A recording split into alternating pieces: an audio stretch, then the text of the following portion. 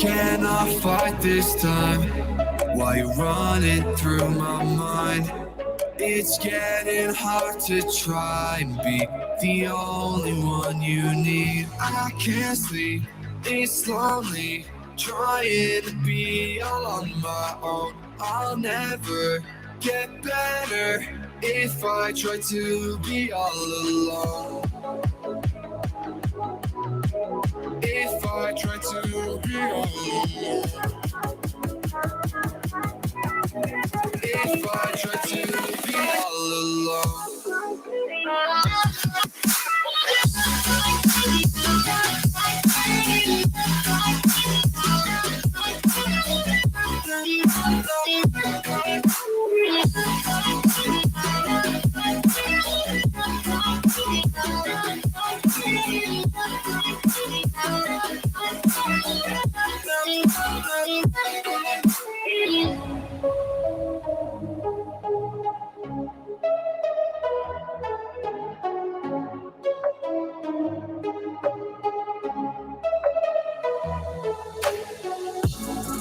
If I just try to hide and lock everything inside, my head is spinning, visions blurring, I don't mind. I can't sleep, it's lonely, trying to be all on my own. I'll never get better if I try to be all alone. If I try to be all alone. If I try to be all alone.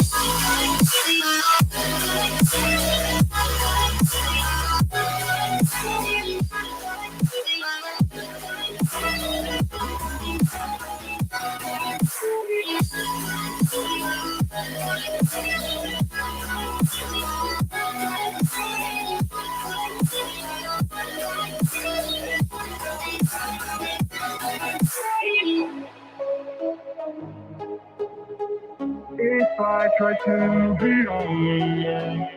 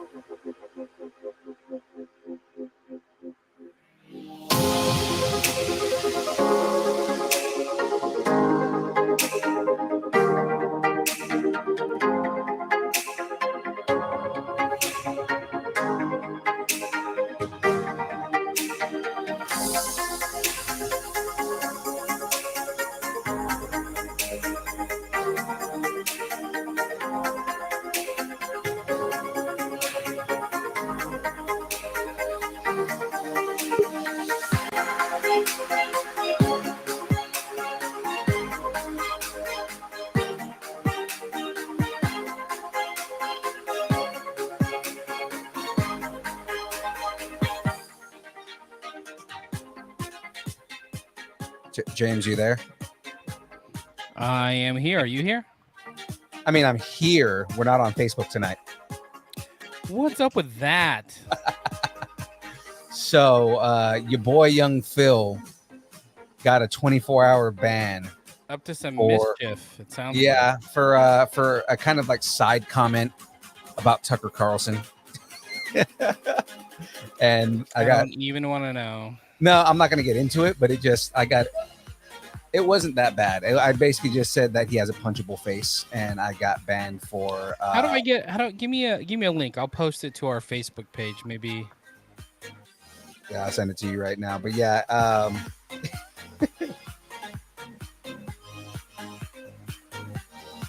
send you the Twitch link here. That's the more fun one. And the YouTube. Give me the YouTube and the Twitchies.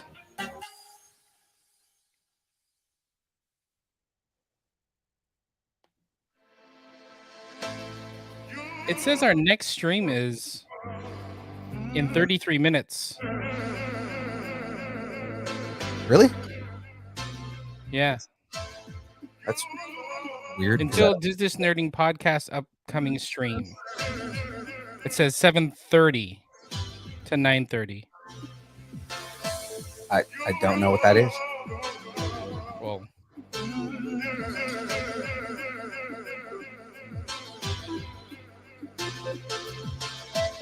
yeah, it says today 7:30 to 9:30. Maybe you just picked the wrong time, and Facebook didn't update. Yeah, I'm not sure because like I said, Facebook has me banned right now, so I can't do anything.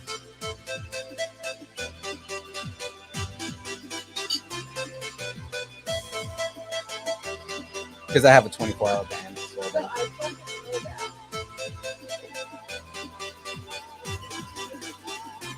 So it's saying that the show doesn't start till 7:30. I'm not sure what he's looking at.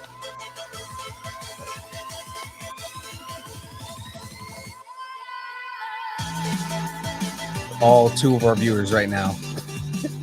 Somehow. Well done. Oh yeah, I see like a alert message now. Yeah. I know Cam is watching us on YouTube right now. Sweet. So hi Cam, shout outs.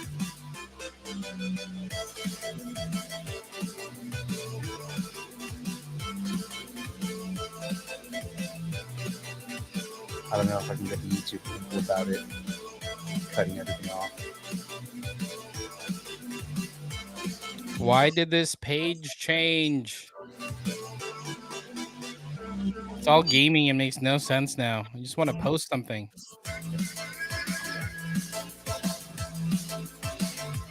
Does that happen for you where it's like super hard to...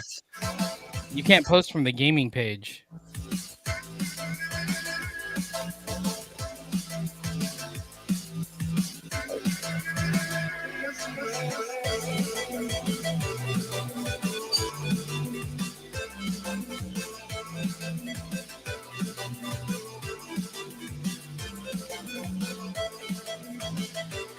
Weird, man. You, for some reason, Cam, you and Thomas Wong, which Thomas Wong usually gets everything first.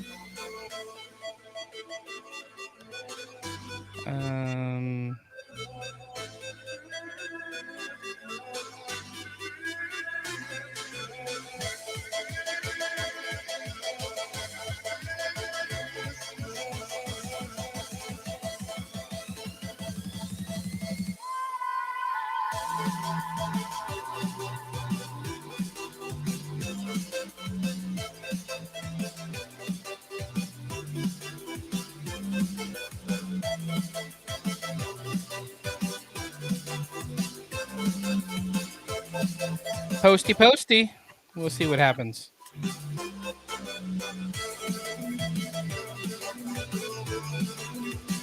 I gotta say, this new Facebook where it's like switching between like your different profiles is horrible.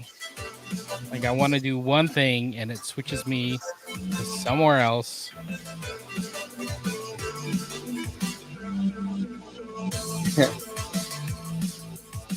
I think Tyler is watching on YouTube right now, so that helps too.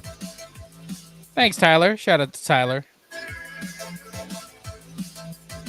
Tyler, you got to get your bags packed, man. Stay limber.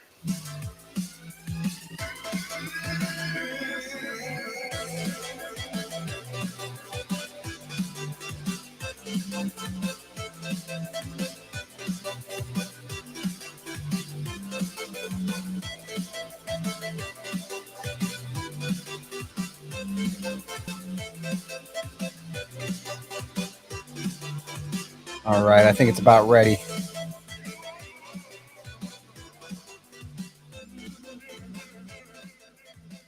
Let's do this.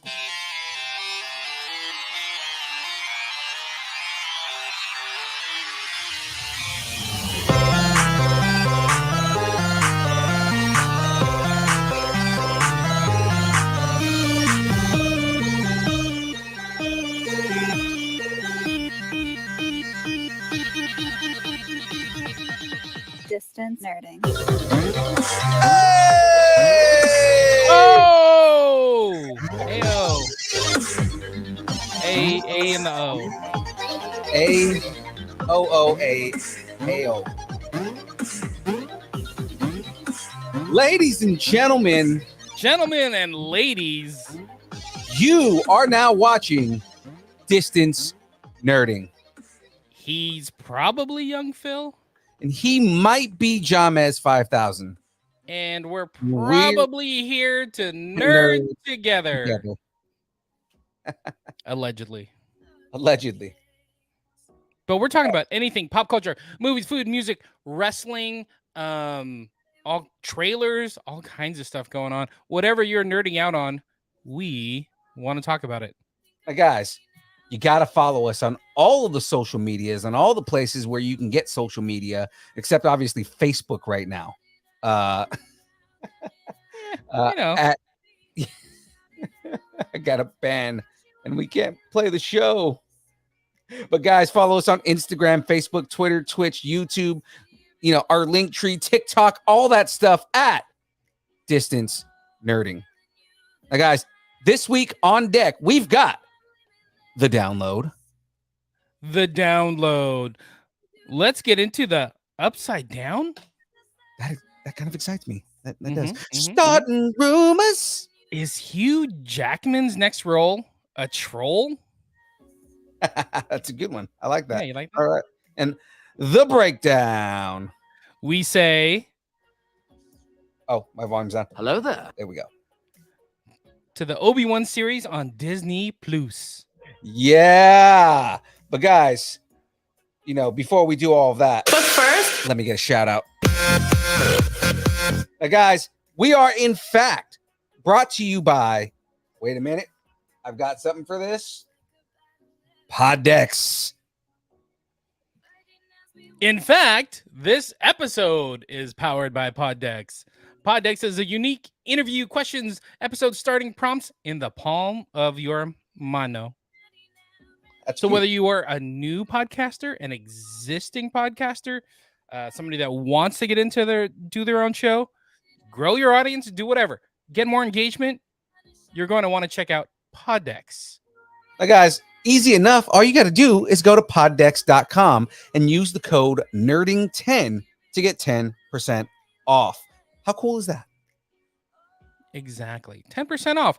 And that's 10% off if you want to buy the decks like they're shown on the screen there. If you want to buy some merch like t-shirts or hats or anything, they got some pretty cool merch. Or if you want to do the subscription, get 10% off.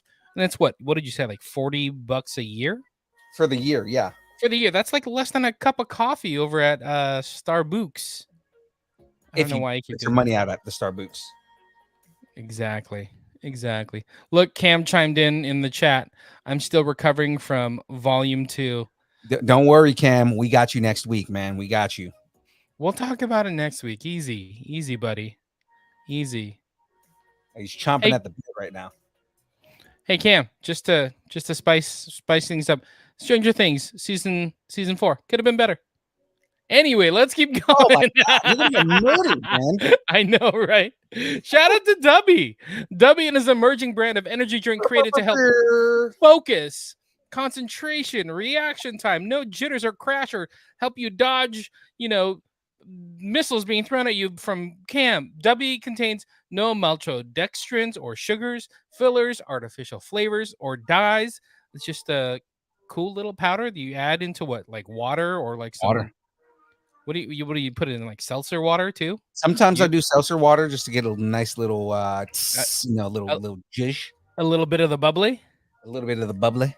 So find out more about Dubby at www.gg. Use the code nerding10, nerding10 for 10% off at checkout. Philippe's got all kinds of flavors that he's into. I don't know what kind of concoction he's gonna do today. I'm for once not going to do a crazy concoction, and it's mostly because there's a flavor that I've like. It's been in my box for a little while, and I was like, I want to drink this one tonight. So tonight, guys, I'm rocking the Beach and Peach. Beach and peach. Yeah, Suns out, guns out. Exactly. Now this one is a mango white tea cooler. Mongo. Mango. I've been on a mango kick. You got to mix it up. So yeah, I gotta right You here. got to mix it up, and you got to switch hats. You got to switch to the gray hat because I'm wearing the black hat. Well, the only reason I'm not rocking the gray hat right now is because it doesn't match the black shirt that I'm wearing. But I mean, All right, Mr. Guy. I see how it is. I get it. While you're doing that, if you guys aren't doing anything this weekend, and you're not, because I got something better for you, Metal Art Comic Con. Make sure to check out. Wait a minute. We have something for this though. Oh, jeez. What do we have? You're jumping ahead of the gun, guys. It is time for the Geek End Update. You just wanted to use your graphics. That's all It's it was. all I really want to do. That's why I made them. That's what I want to do in life. I need. I like your new graphics. They're fun. They're playful. I just need a little bit of branding on it. Okay. All right. Most of our stuff has branding on it. Just a little something. Just a little something to tie it all together, button it all up, so it's all distance nerding. But anyways, Metal Art Comic Con this weekend, July 9th, up in Grants Pass, Oregon. It's going to be so much fun. So here's the URL. Make sure to check out Metal Art Comic Con, all one word, .com for tickets, info. Things are changing. I think he just changed some of the lineup too. So it's changing. It's going to get better and better and better. We got Catherine Corcoran, who's been in Netflix films. She's also part of the Trauma Entertainment franchise. So like Return to Nukem High and what's the other one? I mean, they're most famous for Something Toxic Avenger. Toxic Avenger. Yeah. So all those movies, she's part of that franchise. We also have Brian A. Prince, who's been in The Predator, who's been in Black Panther, who's been in Captain America Civil War. Yep. It's amazing. I can't wait to talk to him about his career. It's going to be awesome. And then on top of that, we got friends of the show, C. Andrew Nelson, best known as Darth Vader in the Empire Strikes Back Special Edition. Actually, I was just talking to somebody who's watching the special edition like with their kids right now. I'm like, I should have been like, oh, I know who's Darth Vader in that. But he's got what, the most hours, the most time in the Darth Vader suit on screen. Yep. That is crazy. He also worked for Lucasfilm, so he's got all kinds of visual effects stories. It's amazing. And then on top of that, we have an original actor from Star Wars: A New Hope, before it was even A New Hope, Alan Fernandez, one of the original Tusken Raiders. You know, the Bantha rider. Mhm. That was Alan Fernandez. So if you see a Bantha, if you see a Tusken Raider, that's Alan Fernandez. And Shout how out cool to is Margie. that? Shout out to Margie. Oh, the elephant Mhm. that was in the film. So it's really cool hearing his stories about being on set on Star Wars. So we're gonna have a special panel with the both of them, which is gonna be pretty cool because it's gonna be not just like learning about them, and their Star Wars story, but it's going to be about how Star Wars is impacting on pop culture itself. So that'll be Right. kind of interesting hearing like a little bit of the inside point of view. Yeah, I mean, it's going to be a fun panel, man. I mean, anytime that we talk to see Andrew Nelson and Alan Fernandez, it's always a good time. Mhm. So it's going to be cool to kind of see them even have their own elements, and just Yeah. kind of moderating a panel about, just the coolness of just Star Wars and what Yeah. Star Wars has done. There's a bunch of other panels too. We're going to be hosting some trivia and the opening ceremonies. There's going to be a lip sync contest in the middle of the day. It's super cool. Don't forget cosplay contests as well. Mm-hmm. And And if you then guys are there at the show, I'm going to be looking specifically for cosplayers from different genres of things, and yeah, I'm going to be I'm going to want to hear people's impressions of different characters and stuff. And if you do a good one, you get a prize. So I mean, I how like cool it. is that, right? Speaking of prize, we just got a new panel added. It's after our panels, but I think I hope we're gonna get to do it. But it's how to become a Marvel Comics artist with Chris Ooh. Marinan. So Oh no he's way! been Chris he's Marinen's been on gonna the be- circuit. Yeah, we've seen him a bunch, but we're gonna be interviewing him as well. nice. I'm excited for that. Yeah. How cool is that? It's like OG. We get to talk to an actual Marvel Comics artist. Right. So I'm interested to learn more from him. So don't forget, tons of amazing artists, vendors. It's always cool seeing all the stuff. I never leave without buying something because they get me. They know how to get me. Drop by our booth. Tyler, shout out to Tyler. He'll be there, handing out stickers, maybe handing out some dubby. I don't know. I mean, flavors. Taking pictures, signing autographs. I don't know what he does over there.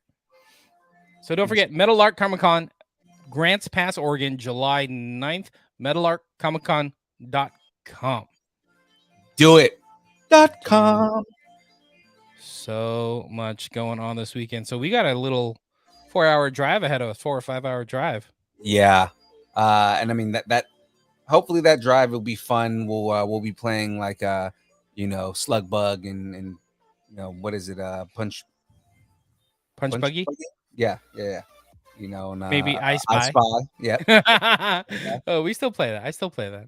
I still play that with the kids. I spy with my little eye. Yeah. I mean, I'm good at it too. They don't get it. Of course not.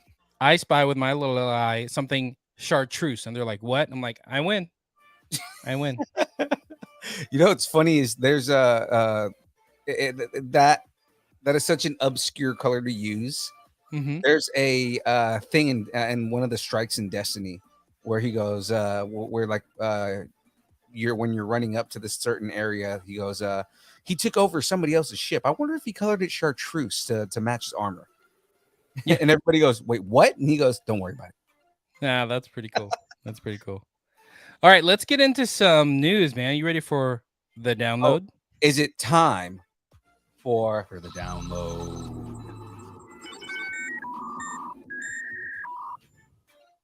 Like a little bit of branding. You know what I mean? Like just to tie it all together. Our colors. Look at that. There are colors. Don't worry about it. Just slap a logo somewhere and we're happy. You know what I mean? It's good. It's good. Okay. Don't forget, check out the Distance Nerdington post on Facebook for all the trailers, all the reactions, all the memes. Tons of memes going on right now. Oh yeah. Crazy. People like the meme farm has been putting out a lot of product. Anyway, we got a ton of trailers. So the Lord of the Rings Ring of Power sneak peek came out. Cam posted the TMNT animated movie coming to Netflix. I posted the Woman King trailer that dropped like today with Viola Davis. Paper Kings on Amazon Prime, which is kind of felt a little Stranger Things, but with an all-female cast. It was kind of different. Kung Fu Panda, the Dragon Knight, coming to Netflix as well. Getty Tarkovsky. How do you say that? Gendy Tartakovsky. That's exactly what I said. Primal Season 2 is coming. Gotham Knights game trailer came out. This one looked really good. Oh, yeah. Amsterdam with Christian Bale. Mm-hmm. I don't know if next one. Oh, and I mean, I didn't catch the trailer yet. I gotta watch it because I've been banned, so I'm like having trouble. You have to go check out this trailer, and the cast is crazy. Like it's Chris Rock, it's Margot Robbie, Christian Bale. Um, there's Wow. so many people, and that's like just the top ones. There's so many more people um, attached to this film. It is crazy good. I'm gonna look it up real quick Mhm. because I I was, I have was to gonna say there's a certain Amsterdam. trailer that came out this morning Right, right.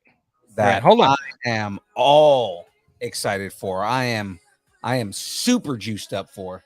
I know. How many times did you watch it though? Oh, I watched it at least 4 times just when I had a chance to watch it. Exactly. Well, hold on. Let's go back to Amsterdam because I Oh, think we haven't said what it was. So I mean, it comes out later this year, but it's got like Christian Bale, Margot Robbie, Robert De Niro. How did I forget that? oh wow, Uh, Timothy Oliphant, Zoe Deschanel, Zoe Saldana, Rami Malek. Who else is down here? Mike Myers, holy crap! Who isn't in Chris this? Rock, John David Washington, No way. Taylor Swift is in this. It's crazy. It's That's crazy insane, how man. deep this cast is. It looks Who's really directing it? fun. Or who directed it? Let's see. Director is David O. Russell. Huh. So it's set in the 30s. It follows three friends who witness a murder, become suspects themselves, and uncover one of the most outrageous plots in American history. It looks super interesting. That Looks does super sound super interesting. interesting. So go check that out.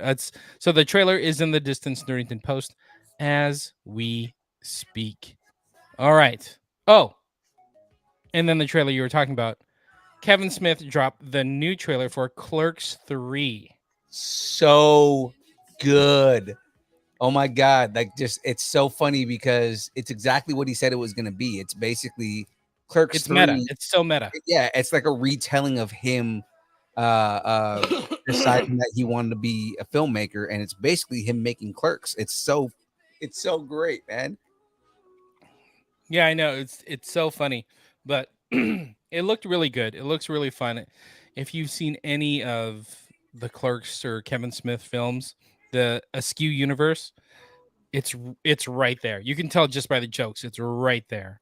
I love the Jay and Silent Bob joke that he does, like right in the middle. And he's like, they're more like the sidekicks that nobody ever sees throughout the Yes, entire movie, but and end up in every movie for some reason. exactly. The R2D2 and C3PO. Yeah. Yeah. Okay, let's get into some news. All right. So, news from the Upside Down, and Cam didn't post this. Actually, he probably did. I just didn't catch it. But the creators of Stranger Things, Matt and Ross Duffer, they launched Upside Down Pictures.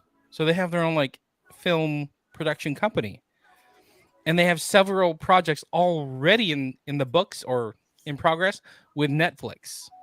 Yeah. And I mean, Netflix would be stupid not to invest in this. You know what I mean? Like Mm-hmm. the Duffers, Stranger Things is a runaway hit. And I mean, it's 4 seasons in, they're already getting ready for the 5th season. But see, what's cool is the things that they've already said that they're getting ready to work on. Mm-hmm. Because some of this stuff, like I wasn't really ready for. Aware of, yeah. Yeah, I'm some of this stuff when they announced it, I'm like, I kind of want to see what they do as far as uh like kind of redoing another adaptation of something that didn't go well the first time. You know what I mean? Yeah, yeah. So check this out. They hired Hillary Levitt to run the production company, and she's helped develop Orphan Black, Ozark the Great, and Shining Girls. So Mm-hmm. a bunch of huge series on even Netflix, actually. Yeah, Right. Orphan Black and Ozark. Those are huge. So I have a upside down opsis. Upside down opsis. Synopsis. The Duffer Brothers said the new company will be guided by the goal to create the kind of stories that inspired them growing up, stories that take place at the beautiful crossroads where the ordinary meet the extraordinary, where big spectacle coexists with intimate character work, where heart wins out over cynicism. Which I mean Aw. basically describes everything that they've done. Yeah, With Stranger exactly. I know, right? And that's exactly what it is. But it was funny because I saw or I read that they were interviewing or and talking with Hillary Levitt Mhm, about the joining the company, and I guess they bonded over all these like childhood memory movies, mhm. and that's what got her the job. Is like they bonded over like Jaws and like all these 80s movies that Awesome. they all loved. I'm like, and they're like, that's it, that's her. She has the passion, she has the love. We want her. I'm like, That's oh, that's kind of awesome. cool. Yeah. So we got some notable projects for them. So they have a series adaptation of Stephen King and Peter Straub's 1984 novel, The Talisman, which the Duffers are developing with Steven Spielberg's Amblin Entertainment and Paramount Television. So I don't even know if that one's going to be on Netflix. If Right. I mean, Paramount's involved. so I've heard for a while that they were working on a new Talisman series. Mm-hmm. Not that the Duffers were working on one, but that a production company was working on the Talisman with Amblin Entertainment. So if it's the Duffers and their company is the one that's doing that, I'm all for it. Yeah. Yeah, I bet that one's not going to be on Netflix, so that's interesting. You So, never know. and then they're doing a new live action series adaptation of Death Note, so the Yes. Japanese manga anime series, but it's going to be a live action version. So, Well, should I be Netflix scared? dropped the ball on the first live action Death Note movie that Is they it did. is this one going to freak me out? It probably will, dude. Death Note is a it's pretty freaky, man. It's basically like there's this. If you haven't heard the premise of it, and just to throw it out there for everyone that doesn't know it, because I know the majority of the people who are watching right now Mhm. are familiar with this, but the gist of it is this kid finds a notebook that anytime he writes a name into it, he marks them for death by a demon. Oh, okay, So that's what I saw. I saw the demon kind of yeah, and the demon running is what around. everybody knows, right? Yeah, Everybody's familiar with that demon. yeah, But yeah, that's basically, and then basically, essentially, the kid and the demon become friends, and it starts getting really dark because he starts realizing that he holds people's fate in their hands. He just really becomes a sociopath by the end of the series. gotcha. Speaking of sociopath, we got a new stage play set within the world and mythology of Stranger Things coming. Really? Yeah, so the Duffers are producing a stage play, in the Stranger Things world dimension. I can't even say world. I can't Mhm. even say dimension because there's two different dimensions. But I guess it's being produced by the UK-based stage producers Sonia Friedman and Stephen Daldry, and Netflix is involved. So we'll see how that one goes. And then, of Netflix course, doing stage plays. I know they're doing a stage play. And then they've talked about this, the live action Stranger Things spin-off for Netflix. Netflix is like, "Hey, uh please don't take money away. Please keep it coming." So, do something. So I guess they're doing a spin-off for Netflix. I'm okay with the spinoff as long as it's not, the kids still, you know what I mean? Like, as long as it's not Hopper, like focus on somebody else and all Mhm. that, because they've already said that they don't want to do anything where, they compromise or like, the kids, they're already aging out and everything like that. So they don't want to like Yeah. mess with that. Yeah. I have faith in the Duffers. I think Mhm. they're gonna like spin this like maybe we'll get another like Eddie type story. Like something Yeah. about this character that we don't know anything about, but then we grow to love them. So Right. it'll be interesting to see that. And then um ba, ba, ba. That's all I know as far as the projects that they've announced. So of course no dates for any of these projects. Um and hopefully we'll get some and we'll turn them upside down. Okay. We'll go with that one. I dig that one. We'll go. Okay. You'll dig this one.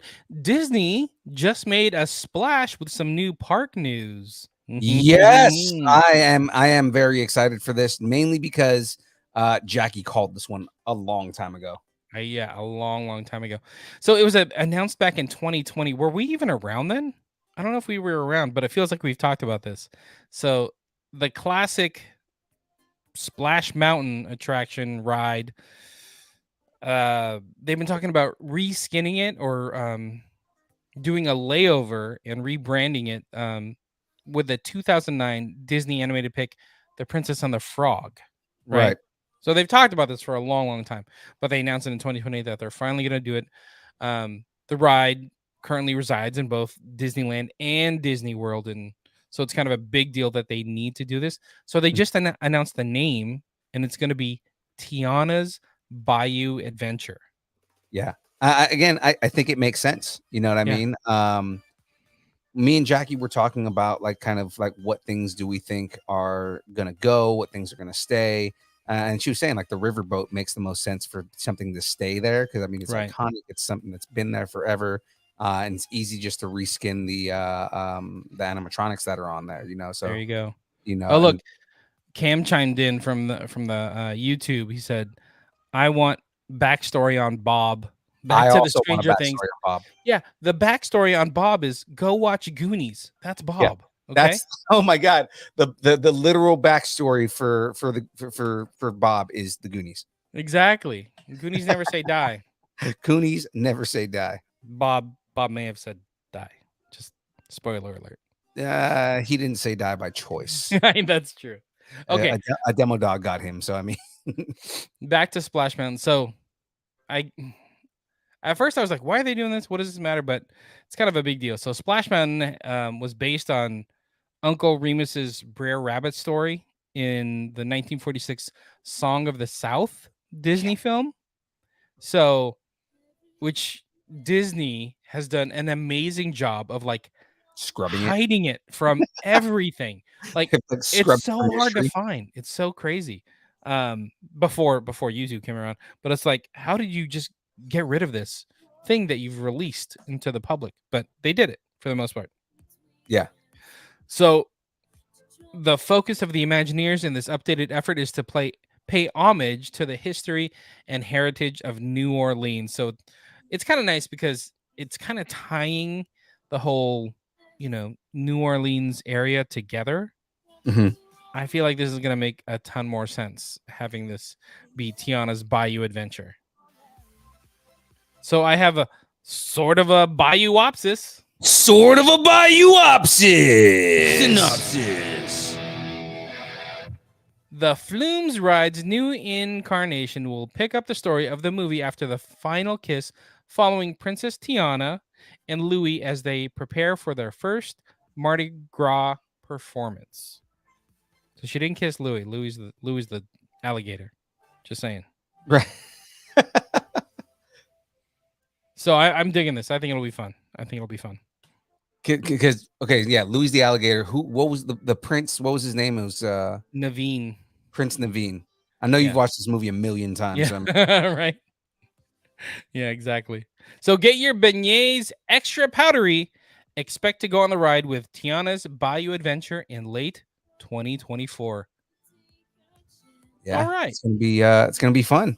So we Hold got on, about real quick. Oh, so go ahead. it's got about 2 years. Yeah, it's gonna be a good. It's gonna be a good ride. I think it's gonna be good. Yeah. What were you gonna say? Sorry. No, I was getting ready for the next story. Oh, yeah. Sorry. Okay, go for it. All right, so let me pull this up right here. Oh no, this is getting scary, Pluto. In less than 2 years, the first animated short featuring the character of Mickey Mouse will fall into the public domain. So that's Interesting. Steamboat Willie, right? Yeah. So what does that mean? So meaning Disney will no longer be able to prevent other artists or companies from using the character's likeness under current US copyright laws. Now we've seen this very recently with the whole Winnie the Pooh thing, right? Yeah. So Winnie the Pooh also went into the public domain, meaning that you can make a story and say Winnie the Pooh and use a likeness of Winnie the Pooh, and not be sued by Disney for copyright infringement because it's entered into the public domain. It's kind of free to use, right? Well, so the images though, because I think the voice wasn't until a couple years later. Right. Yeah, that is true. And there's certain renditions of it. Mhm. Like it's pretty much Mickey with the Steamboat Willie hat. Like that'll be the difference maker. Like if you take Mickey without the hat and it's just Mickey, that's still copyrighted technically. Right. So that's the whole thing. Is I think that the way that Disney's going to get around it is the only Mickey you can use is going to be that version of like the Steamboat Willie version of Mickey Mouse. Now that assumes nothing changes. Between now and when is it? January 1st, 2024, and that's when he'll enter public domain. So he was first appeared in the 1928 film Steamboat Willie. Mm-hmm. And that'll go into public domain after 95 years after its release. So in the past, Disney has lobbied to change these copyright laws in order to benefit themselves and, pretty much corporations holding copyrights. So, Steamboat Willie was first released. The copyright term for the United States was 56 years. So back in the 1928, it was only 56 years. Disney and others successfully lobbied the Copyright Act of 1976, which extended it to 75 years. Right? So it's like, oh, okay. And then they did it again, for 95 years, right? Whatever. I'm not going to do any math. So it's interesting how they're able to push back these laws because it was originally set up that it would enter public domain because an artist or a creator wouldn't live that long typically, 50 plus years, 56 years after they've created it. But now that these corporations own this, the corporations are like, whoa. Whoever wants to die can die, but we still want to own Mickey Mouse. You know what I mean? Like we still want to get paid for the Mickey. So now they're trying to extend that copyright law out past 95 years, which... And they're going to get creative with it too. They're going to find a way to like do it where it's like, this person, it's going to be weird, dude. Whatever they do is going to be weird. Yeah, exactly. So, I mean, the laws have kind of, or actually, I guess commerce or the economy has grown outside of the laws, meaning like corporations own things now. And it's not a person with, that's not going to live past 50, 60 years after creating something. So now that corporations own things. Yeah, and I mean now the way they have it is that corporate entities are considered like people. They're treated as people. So. Yeah, this will set a huge precedent because think about it. 1928. It sounds like forever ago, but it feels like it's not that long ago when you think of the things that have started to come out since then, right? So like Mickey Mouse. Is Mickey Mouse going to be, public domain? Is Ford Motors, is I'm trying to think, Coca-Cola. Like, how does this all work? So we'll see how things are gonna take shape for Mickey. So it doesn't appear that there are any major changes coming to U.S. copyright law, but I'm sure Disney is pushing hard. But we shall see. Yeah. Oh, Minnie, think I could make it into the Shrek franchise. Huh, maybe they'll make me Mickey Minion. Huh? Mickey Minion, that's pretty good, right? Think about that. The next Minions movie, as long as it comes out after 24, they could put Steamboat Willie in that, and it's not a problem. Yeah. They could put Steamboat Willie in Universal Studios, like the park. They'd just be like, "What do you think, Mickey?" Yeah. He'll just start whistling because he can't talk. Exactly, right? Anyways, so speaking of Disney properties, let's keep moving. We got some new details about Andor, the new Star Wars series that's coming to Disney Plus. So the show creator, Tony Gilroy, talked about the structure of the franchise, and this was actually pretty interesting. So they had a huge idea for this with director, and it was supposed to actually be longer, but I think they scaled it back down. So directors working on the block of 3 episodes at a time. So they're pretty much telling some kind of story arc. So let's just assume it's an hour each, so 3 hours ish, right? So they're telling like a mini story. We did 4 blocks of those. of 3 episodes each. So that's 12 episodes in one season, right? And Okay. they're already playing like a second season. Right. So And that's where like a lot of people are kind of freaking out because they're like, oh, they've already greenlit it for a second season. And it's like, but they haven't even released the first season, and people are already skeptical about the first season. Like, I trust in the storytelling that they've been doing lately. You know what I mean? Like, I trust that where they're gonna go is gonna be somewhere that's gonna be good for the franchise. You know what I mean? Exactly. So this is where it gets kind of cool. So, what did he say? Tony Gilroy said, "Wow, it's been really interesting. If we come back and we use each block to represent a year, so we talked about those 4 blocks, right, of 3 episodes each. So that means episode or season 1 will be 4 years worth of content. Right. So it's kind of interesting how that'll work out. So I wonder like how long ahead of everything this starts and everything like that, because if it like spans 4 years, like does that mean, you know, is that like these events are right before the events of Rogue One or Rogue you One, know, and like when Battle of does he Yavin. yeah, and like when does he meet K2SO? You know, because they already said Right. that K2SO is not going to be in the season. Right. So we'll see. Well, Alan Tudyk said he's not in this, so maybe we will see K2SO in it, but it won't be Alan Tudyk's version, meaning it's still like an Imperial droid type thing. Nope. I don't. Nope. No, you're not down with it. No, I don't accept that.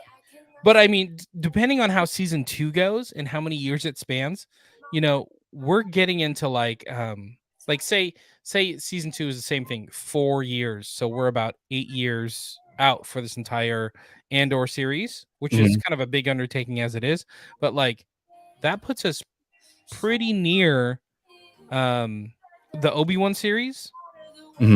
And it also puts us right on top of Rebels. And Solo, technically, right? Right. No, actually, Solo's kind of towards the end. But yeah, it's right there. It's right there. So we may get some cool cameos. Right. I'm down with it's gonna be interesting to see what we see. You know what I mean? Like what characters show up and everything like that. Like, I mean, and I think Star Wars is finding its stride with this series, long form storytelling, like Mandalorian, Book of Boba, you know, Obi-Wan. It's all working out, and instead of cramming things into a 2-hour-ish movie, right, telling these long form stories gives it so much of a richer experience. Right. I mean, you get these, yeah, you get way more character development. You get to, you know, you get to care about the characters more than you would if it were just a movie. Yeah. So I'm kind of digging this. Like after seeing Obi-Wan, I'm like, okay, I got more hope for Andor. So we'll see how that goes. So again, Andor season 1, 12 episode series will be going rogue on Disney Plus August 31st. All right. Hello. What is that? 2 months away? Less than that? Just about 2 months away? Pretty close, yeah. Feels like I'm in heaven. Is this heaven? Nope. And it's not Peacock either, because the series adaptation of The Field of Dreams is no longer moving forward at Peacock. Real quick, James, before you move on, look at the caption on the screen. If you build it, they will cancel your series. And that's exactly what's happening. So again, The Field of Dreams, I don't know what Peacock's doing. They announced that they were doing a Field of Dreams series for Peacock, and in itself that was like, oh, okay, that's a little weird, but sure. But now they just canceled it, or I don't know if they canceled it. Can you say it's canceled? I guess it's canceled. I mean, yeah, because I mean they're not moving forward with the series itself. Yeah, they're still. What's weird is that Universal is still trying to shop it to other networks. But it's like you're not willing to put it on your own network. Like, why not? I know that feels so weird. That it's sketchy. So technically, the series isn't dead. Like what you're saying, Universal, you know, NBC is trying to shop it around. And the show was ordered straight to Peacock August of 21st. So less than August 2021. So less than a year later, they've canceled it. I think that may be more of a budget thing. I wonder. So the series is set to reimagine the mixture of Family Baseball Iowa and the magic that makes the movie so enduring, and beloved. There's no information on why the series was pulled from Peacock, but I imagine it won't be hard to find a new Iowa. Yeah. Where would this go? Where do you see this going Um, if somebody probably, picks it up? probably like Stars. Stars. That's actually a good one. Mm-hmm. I'm trying to think like who has like these kind of like the kind of dramatic movie that or like Mhm. a series that like focuses more on the drama like this. And I And want to say obscure. This is like a weird one to adapt, but like, yeah, okay, like I think go with it. Stars would probably pick that up more than anybody. Yeah, that is an interesting one. Mm-hmm. I don't know if I want this, but like whenever I watch Field of Dreams, I get super hyped for baseball. Mm-hmm. So I haven't watched it this season because I'm not hyped for baseball right now. If you build it, no one All right. will come. No one will come. If Peacock builds it, nobody will come. All right. Moving on. Light bulb Minions movie ticket sales. Light bulb. Minions: The Rise of Gru is going bananas at the box office. Banana. Banana. Banana. So Paramount previously held the record for the best PG family movie during the pandemic with Sonic the Hedgehog 2, which raced to $72 million. Wait, so But I thought Trolls had the record. no, in theaters. Why would Trolls Oh, wasn't released in theaters? okay. Yeah, Trolls was straight to video on demand. Okay. I know that because I bought it. Meh. So Universal and Illumination, Illumination. their movie has secured over a 4-day opening $125.2 million domestically. That's pretty cool. Pretty crazy, man. That means movies are like back. Like that's a Right. big opening weekend Right. for any movie. Right. That kind of makes me excited. Like I'm probably gonna end up seeing this with the kids, but like that's cool. I'm super happy that things are moving forward. Yeah, I probably won't end up seeing this until it's on it's on Peacock. Right. I understand that. Like I still have to get out and see like Maverick. I still have And to see Maverick. I still have to see Jurassic Park. yeah, I gotta get out and see both of those. Mm-hmm. I But mean, Thor comes out in 2 days. I tried to get Kima to watch Jurassic Park today, see if he get hooked in because we watched like Doctor Strange 2 and then he watched Doctor Strange 1. Like maybe he's a little bit more like okay now that he's 7. Like he can handle these movies. Mm-hmm. So I want to go see Jurassic, World, let's go see the new one. So I try to get him to watch Jurassic Park and he's just like, "Can I just, organize my Pokemon cards?" I'm like, "Oh, come on." Like, dude, I was 6 when I watched Jurassic Park in And theaters. yeah, right? Yeah. It's a PG-13 rating. No big deal. Yeah.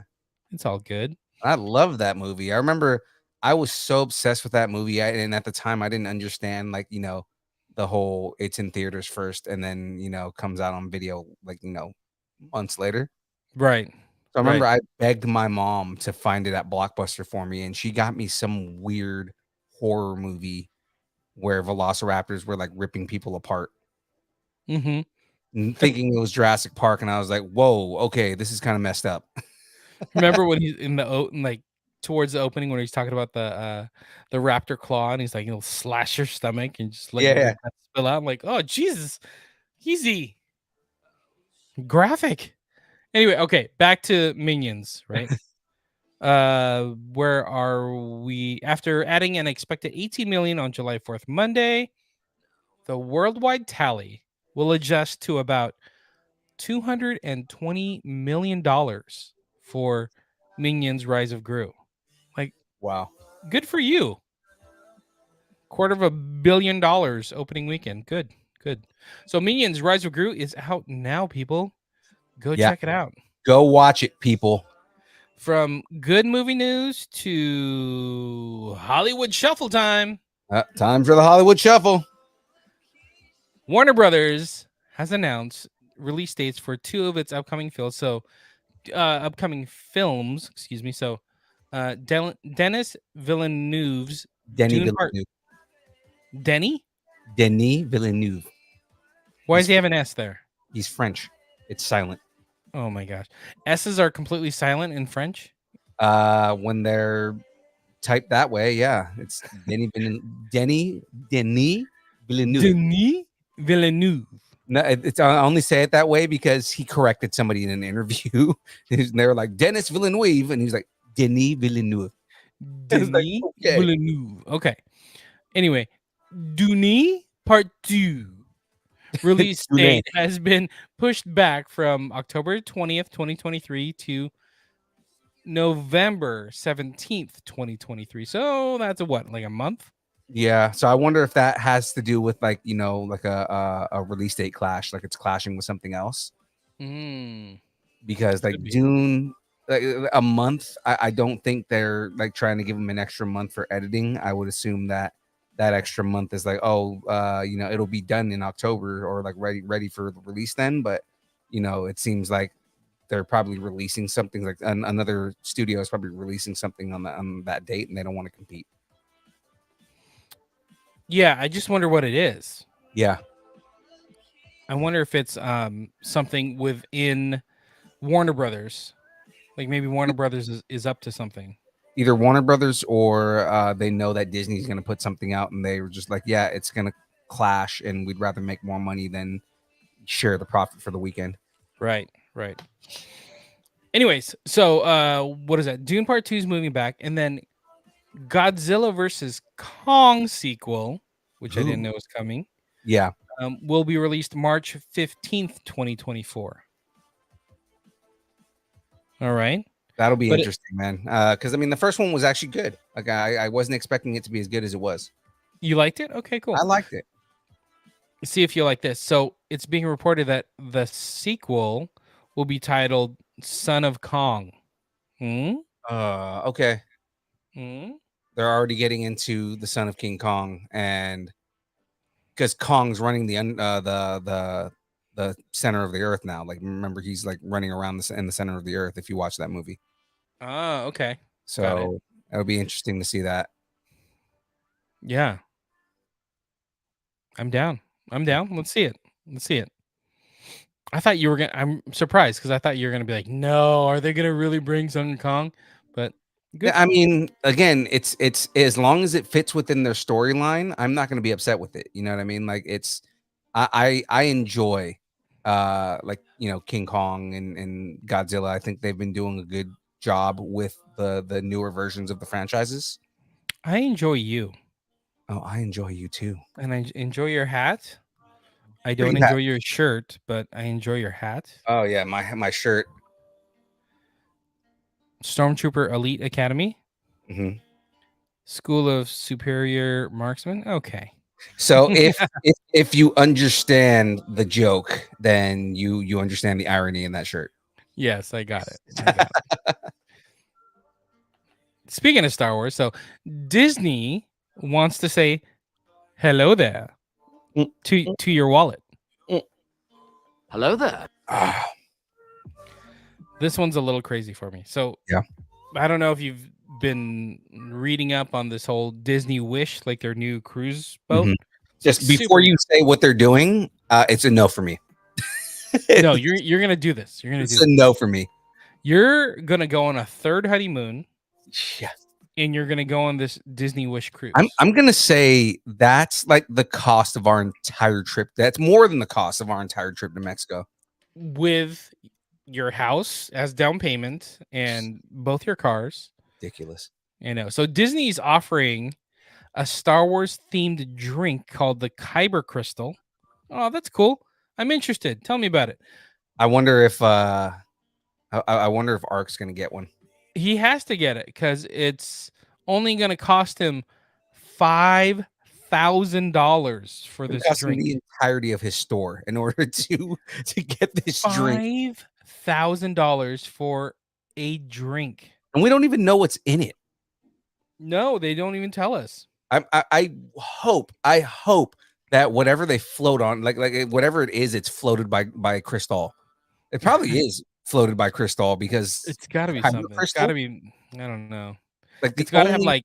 justification is that you float it with a $3,000 champagne. It's got to have like drops of like George Lucas blood in it. You know what I mean? Like you got to have something crazy. It's definitely For gonna have like iodized gold inside of it, you know, just like $5,000. So the drink is being introduced on the Disney Wish, the latest ship in the Disney Cruise Line. The drink is served in a Camtano, right? The ice cream. yeah. I mean that's what's funny is that's actually ice cream maker. It's actually a pretty big drink if it's coming in Cantano. Yeah. So the cylindrical container first seen in Empire Strikes Back, and they showed it in Mandalorian, and it's kind of like a safe or like a briefcase type thing. So but again, it looks like a ice cream maker. I think it is an ice cream maker. I think it was originally made out of an ice cream maker. Yeah, it originally was. Yeah. Mm. So it's being served in that, and then it like, it's got lights and blah blah blah, and it like pops open, and there's your drink. But they haven't said what's in the drinks. Is it one drink? Is it a bunch of drinks? Who knows? Right. I'm sure that Cantano is probably a souvenir for $5,000. Oh yeah, you have to be able to take that home, Mm-hmm. and then you sell it on eBay for hopefully more than $5,000. But you're going to need a lot of bounties to get that drink because $5,000 is a lot of money. Heyo. All right, let's keep going. I got some. I was gonna say right before we move on, like Disney has been on their like, you have to be rich to do shit with us hype, like recently, even though everyone's poor and the economy's down. It's like, oh yeah, let's do a $5,000 Star Wars drink and a $180,000 trip around the world. Like, you guys just want to do shit for rich people. Okay, that's awesome, great. Like leave the rest of us poor people out there, Disney. It's great. That's a whole demographic. They're like, hey, poor people, you can have Disneyland now. We're taking all the rich people over to the Disney cruise ship, and we're gonna take all their money on a cruise ship. Yeah, pretty ridiculous. Yeah, I don't know about the Skywalker Vineyard. So Cam's saying that part of it is you get to go to the Skywalker Vineyard, which is kind of cool. So I think part of it is like it's a $5,000 drink, but it's a $5,000 like package you're buying. I don't think it's a package. I think it's just the drink. Okay, I think it's just a $5,000 drink. Tacos on the table. It's just a drink. Yeah, tacos, 100% tacos on the table. That it's just that one drink. Hold on, right there. It's just gonna be the one drink. If it's $5,000, dude, that's crazy. It's got to be something else. Like it's got to be like a $5,000 for this drink. You get the Camtano. Maybe you get a cameo message from George Lucas. You know what I mean? Like, Jesus, it's so much money for it is, drink. but that's why I'm saying like the whole thing is Disney has been on this like let's make these ridiculously expensive, unattainable things. Like that's their hype lately has been like let's do these things that only the ultra rich can afford because like $5,000 is pocket money kind of thing. Well, it could be a bit of like we're used to a certain price, things are moving, and we're not accustomed to that moving. Kind of like the way Apple goes, like we're gonna take out the CD drive out of your laptop. I'm like, wait, what? How dare you? But the thing is, it made sense because if you look at like, that specific thing, right? Like, there's other things that they've done that haven't made sense, but like the CD drive specifically, right? When you're in an economy in a world where everything is going digital medium and literally nobody uses CD drives, they just want it because they're comfortable with it. Yeah, like the whole thing was comfort for the longest time because when I worked at Apple, that was one of those things where people were like, I want to buy the 2012 model because we still sold it. I want to buy the 2012 model because it still has a CD DVD drive. And then I would ask them, how often do you actually watch DVDs? Well, not that often. How often do you burn CDs? Not that often. you don't really need a CD drive.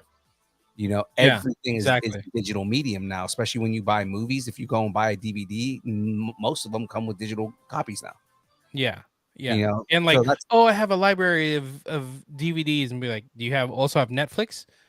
Yeah, I do. Okay, just give it a year because like all your movies are gonna end up somewhere on Netflix or streaming or something. yes. I mean, that's So that's the thing is like I wouldn't say that that's where they're moving. Like the demographic is definitely not moving to a more I can afford more expensive stuff thing. It's they're making things more expensive because they've even raised the prices to the park. So it's like they're making things more expensive and pricing things out when we're in a like the economy where it's at is people can't afford this stuff. So they're yeah, almost making it where it's like, they're almost catering more to the elite. This is a whole nother conversation. Let's yeah, let's, let's because move on. they have money to spend right Yeah. now. Anyway, speaking of Apple, we were just talking about Apple. Here's some SDCC news. So San Diego Comic Con news. This is kind of fun.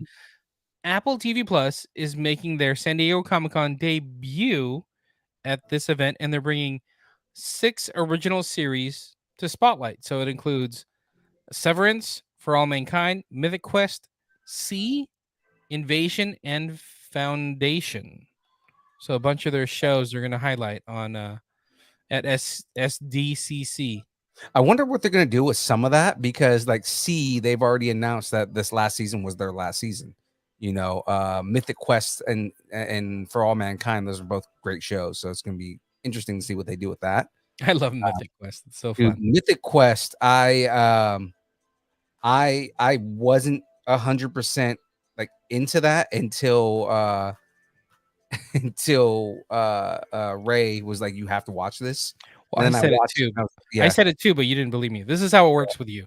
I say something, you go, oh, "Okay, that's great," and then somebody else says the same thing, and you're like, "Huh, I better listen to them because they have an expert opinion." And then you listen to them, and then you give all the credit, like just like Ray. Mythic Quest is actually pretty ridiculously funny, man. I said the same thing about Ted Lasso, and you're like, "Okay, great." Well, Ted Moving on. Lasso, that was a different story. That was more like that was something that I wanted to watch, and I was just like, yeah, I didn't set aside the time for it, and then when I finally watched it, I was upset that I didn't watch it before. Yeah, The one show that I did watch immediately when you told me to watch it was Schmigadoon, and I I fell in knew love you were with gonna it say that. immediately. Yeah, Yeah, Schmigadoon. We're some Schmiga heads over here. yeah, Schmigadoon. As soon as I watched that, I watched the first episode, and then we watched like a couple of episodes, and then I didn't watch it again until the season was done because I was like, I need to watch all of this because I get upset that I have to wait till next week. It's a good bingey show just Yeah. to get them all because it's so easy to digest. Kind of like the way like The Office was easy to digest. Hmm. So yeah, it's a fun show. It's a fun show. Okay, where are we? So Apple got a bunch of shows coming. So these are their panels. So Hmm. Inside Severance with executive producer and director Ben Stiller. So that's kind of cool. The Nice. alternate world of For All Mankind with the creator Ronald D. Moore. Players of Mythic Quest with the creator and executive producer Megan Gans. Gans? She got the guns. Yeah. And then Storytellers of Apple TV Plus panel, which will feature all like the creators from All Mankind and Severance and Mythic Kimberly's Quest gonna be there. season, and all of them will be like in one panel together. Nice. So it's kind of cool that San Diego Comic Con is coming off like a 2-year hiatus, and Apple TV Plus has like shown up in that 2 years, and now they have like a whole panel set. So this is pretty cool. I'm digging it. I Yeah. kind of want to go, and I feel like I'm gonna miss the boat. I kind of want to go to a San Diego Comic Con, but I know it's so crazy, right? So many people. Yeah. I feel like this would be the year to go, It right? seems like it because everybody's coming out of the pandemic, and it's Yeah. kind of like, hey, we're gonna start announcing all this crazy stuff because we can. Exactly. And this would be the year to go, and Marvel's going to be of it this year. That's right. But I'm not going. Wah, wah. Bex is going. Shout out to Bex from Psych It's Geeks. always doing the cool stuff. Yeah. This has been a great year. More reason for me to be jealous of you, Bex. She went to Star Wars Celebration, and she's going to San Diego Comic Con. Yeah. Jeez, it's so crazy. She always gets to do all the cool stuff. I know. Shout out to Sack Geeks. Okay, which we're gonna do more stuff with Sack Geeks. It's coming. We were talking to them recently, so we're gonna start doing some more events, and they're gonna start posting more events. So I'm excited to kind of partner with Sack Geeks. So it'll be fun. Yeah, absolutely. Okay, we got some toy news. This is fun. So the Nacelle Company announced that the Toy Stores of the World Passport program has grown to over 100 stores, including 30 U.S. states and 6 countries, from Australia to Japan to everywhere in between. So it's kind of cool how they're doing this. Have you heard of this passport thing? I hadn't heard of this until I read the story earlier. So Okay. I was like, this is actually really cool. And I wanted to ask you, like, so have you seen Andrew's stamp? I haven't seen it. Okay. Did he tell you about this yet already or anything like that? Well, I knew about it ahead of time. Yeah, I figured because you and him talk, but you never like say anything until it's announced. That's why I'm like, Yeah. I didn't know if you had already known about this or not. Hey man, I gotta sign NDAs every day. I'm signing NDAs. And I figured that's why I was like, oh man, I wonder if you've seen it already because I Yeah, know right? he tends to show you that stuff. I'm under wraps, so you know, Mhm. I'm not allowed. So this is inspired by the National Parks passport idea. So this toy store's passport of the world. You go to the different locations, and hopefully you buy something. Because again, Nacelle is all about supporting like toys, the toy community, toy stores, toy collectors, that sort of thing. So you take this passport. I think it's only $10. You take it to all these different stores, and everybody has their own stamp, and you just stamp it. You know, hopefully you support their business and that sort of thing. And it really kind of came out since a toy store near you, the Amazon Prime show from Nacelle, Right. came out. And now collectors and like avid toy fans are going to all these stores, and you know, like, hey, I saw your store on toy store near you, and I kind of want to come check it out. You know, I just want to buy something, support you guys, which is a really cool experience to think about. I mean, um I dig this a lot. It's almost like when you I don't know how much you watch like Food Network or like Diners, Drives and Dives. Yeah. But like when a restaurant gets featured or a restaurant gets like remodeled or revamped, like I'm that type of guy that wants to go check out that restaurant. Yeah, I've been to a couple of different places that were like, on Man versus Food. Yeah, And exactly. yeah, stuff like that. Like those kind of places always like I get excited about those kind of places. Yeah. There's a couple here in Sacramento as well. And then like whenever we go somewhere, I'm like, I always Google like, is there something on Diners, Drives and Jives or like, you know, Restaurant Impossible, that sort of thing. So We should try that over this weekend. That's so smart. Yeah. That's why I keep you around. That is such a good idea. We need to look that up. Oh my God, that's so good. So I have either in Grants Pass or even in Eugene because we'll be close enough to Eugene where we can probably find something there. or Reading. Oh, You know, we yeah. can go up to like Reading or Shasta. Right. You know, anything up I-5. We'll look up like anything that's on our drive. Yeah. That'll be cool. Good idea. I like that's good. So I have a Toy Stores of the World Passport, Lilu Dallas Multipass Opsis. Toy Stories of the World Passport, Lilu Dallas Multipass Synopsis. Nailed I it. was gonna do that, huh? Nailed it, dude. That was good. Customers are encouraged to purchase the passport at all participating stores and receive a new and unique location stamp at every toy store they visit. The Toy Stores of the World is a way of globetrotting collectors to collect memories and stamps no matter where your toy hunting adventure takes you. So it's pretty cool. Like I follow him on, or we follow him on Instagram, but Brian Volkwise, like the CEO of Nacelle, he said With the passport program, we wanted to try and help bring toy stores across the world together in a way that felt fun and exclusive, but also with something tangible and collectible itself. I think it's so much fun. So Dude, much fun. that's such a cool thing, and I really 100% hope that the concept that they have, like, just gets more and more people to go to these toy stores. You know what I Right. mean? Like, Andrew's already told us about, like, kind of like the bump that he's gotten since he's been on the show, and it's awesome, man. Like, Yeah.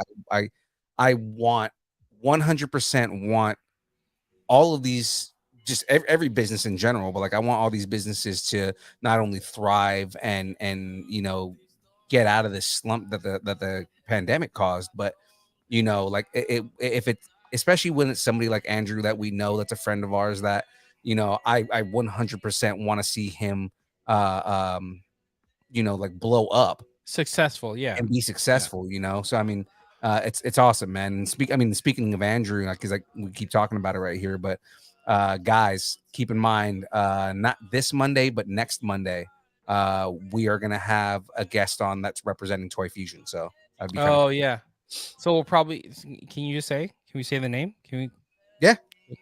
Natalie? Can we just say Natalie? Natalie. Yeah, so She's Natalie super cool. Teller, who's Super cool. also she's a photographer, but she's also like an amateur toy seller and everything like that. Yeah. She's going to be on the show. She's going to be talking about her photography, but then she's also going to be talking about Toy Fusion. So that's going to be kind of cool. Awesome. She's so cool. Yeah, we saw her at Toy Fusion. Speaking of, Yeah, that's actually where we started talking about it and like Yeah. having her on the show. Because both her and Andrew were like, Andrew's like, I don't like being on camera, and I don't like, Yeah. We'll get him on camera. He's fun. we'll find a way to get him on there. He's more nervous than It's all good. but I mean, even there, he was talking to her, and she was like, "Yeah, I'd love to be on the show, and I'd love to represent Toy Fusion." So I gonna love. be Yeah, I fun. can't wait for that one. That'll be fun. That'll be fun. Mhm. So, some of the participating stores in this toy store passport program. So the Bat Cave over in Santa Rosa. So shout out to the Bat Cave. They're like 2 hours away from here. Mhm. Blast from the Past down in Burbank. Jeffrey's Toys in San Francisco. Have you ever been to Jeffrey's Toys? I have been to Jeffrey's Toys. It's actually There pretty you cool. go. There you go. The Inland Empire Toy Store in Redlands. Toy Fusion here in Sacramento. Yeah. Because I don't actually have one.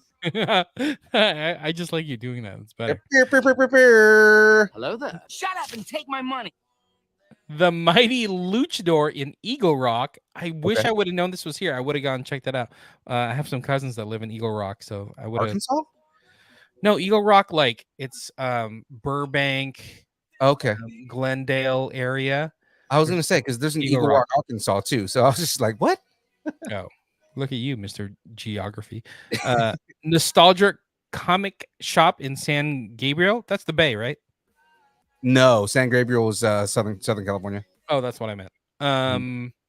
Comic Figure Addicts in Union City. That is the Bay. There you go. And then some sort of close by, Billy Galaxy Vintage Toys and Collectibles in Portland, and also Dr. Tongues. I had that shop in Portland as well. What a unique name, man. Like, Portland's that is super creative, man. Too bad we're gonna be in Southern Oregon because I know, right? Portland is in Northern Oregon, but like Portland, you bunch of weirdos. I love you. between great. that and Voodoo Donuts, like those are like the three places, because we Billy Galaxies and Dr. Tongues and then Voodoo Donuts. Those are like the three places that we need to go visit. I know, right? Okay. This announcement comes on the heels of the Burbank-based media company Nacelle reviving RoboForce. So they bought the rights to RoboForce. They're making a brand new toy line with RoboForce, and they're probably going to package it with a new show. They haven't quite announced it yet, but that's the rumor I heard. They also have an announcement for the Legends of Laughter. So the more I read about the Nacelle company, I want to go like work for them, because like they do toys, they help all these toy stores, they do like podcasts, they do like documentaries. It's amazing. They do they help promote comics, so comedians. So they have a Legends of Laughter line featuring Joan Rivers, Bill Hicks, Lenny Bruce, but then they also produce a ton of comedy specials for some up and coming comedians, which is really Mhm. cool. Did you see they did an exploded like architecture of the Lenny Bruce toy? No, I didn't see that. Yeah, man. I think I saw it on Instagram. I'll have to find it. But they did like, all the different pieces that come with it, right? Because you can like switch out his hands and you can switch out like, Wow. different things on it. And yeah, the Lenny that they did the exploded view of the Lenny Bruce one, and I'm like, oh, that's awesome. I'll have to, definitely send that to me. Yeah. So I dig that. So shout out to the Nasil company, dude. They're doing so many cool things over there. Mm-hmm. So many cool things. And that's how we end the news. Yeah. So that's it for the news for this week, huh? That's it. Unless you want to talk some rumors. Oh, I always want to talk some rumors. So guys, it is that time. Let's get this theme going here. I don't know where to get in their news. And we're gonna get shut down because Warner owns this song and they're gonna kick us off. Eric Ruiz, what's up? Lucharilla's in the house. What's up, Eric? I don't know There if you we jumped go. on our stream before. What's up, buddy? How are Hey, you? Eric, look at that. Boom. Look at that. Look at that. We're just gonna leave him on the screen. There we go. We don't need to be seen. No, we just who cares about seeing us? Because just- why? Because the Distance Nerdarillas on the screen. Lucharillas, shout out to the Lucharillas, baby. Move your damn mic. Let it be in frame. Give it some love. You're crowding the Distance Nerdarilla, and it's gonna come at you. Actually, bro. you know what? I have a better plan here. Check this out. There you go. How's Can't that see even me at better? all. Because Yeah. you can't see me anymore. But now it's just me and a gorilla, and I feel weird. But And he's staring right at you. weird. You know what that means? He wants to hear the rumors. He definitely wants to hear the rumors. All right, the first one on deck is from the MCU. I guess it's kind of MCU. Yeah, it's MCU. So a lot of fans have been campaigning for Taron Egerton from the Kingsman Taron Egerton. Mhm. to be the new Wolverine in the MCU version. I mean, there's a couple of different people campaigning to be Wolverine, and a lot of them are good picks. Right. Freaking Harry Potter. Yeah. I think Taron Egerton is a much better pick than Harry Potter. He's a good looking dude. He knows action, think of the Kingsman movies. I like him. I actually like him a lot. So he's confirmed in a recent interview that he's been in talks with Kevin Feige and Marvel Studios. Yeah.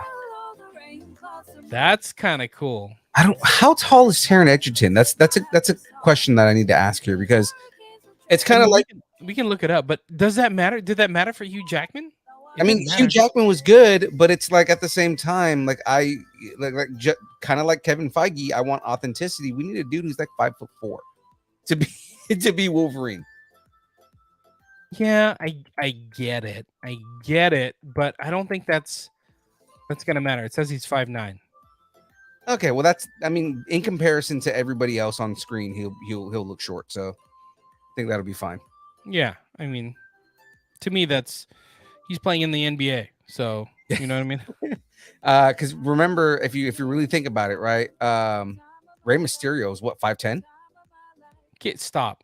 No, but what I'm saying is Rey Mysterio looks like he's a small guy, but he's not.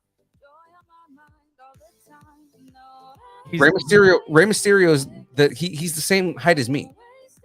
He's 5'6". Oh, he's 5. I thought he was 5'10". No, come on. He's little. He's like my height. I'm Rey Mysterio. Yeah. You're Taron Egerton. I'm taller than Taron Egerton. All right, now let's stop bragging. Anyway, back to it. So basically, he's like, I don't think it's wrong for me to say that I talked to Kevin and Marvel Studios, right? That's not breaking any rules, right? So, what do you think? Tacos on the table. Is Taron Egerton our next Wolverine? I don't know. This one's kind of hard to call because, yeah, he's a good actor. I'm sure there's plenty of people. There's probably way more than one person who is talking to. That's right. Eric's a big wrestling fan. Oh, Ray's 5'4". Yeah. Why did I Google think said he was taller 5'6", than but that? I'll go with 5'4". So now I'm taller than Rey Mysterio. So that makes Why me did I happy. think Rey Mysterio was taller than that? Were you thinking of Eddie? I don't know. Eddie Guerrero was like 6'1", wasn't he? Oh my! These people are like larger than life to you. This is great. I'm gonna look it 6'1" up. is not that much bigger than me, dude. I can look a dude 6'1" eye to eye.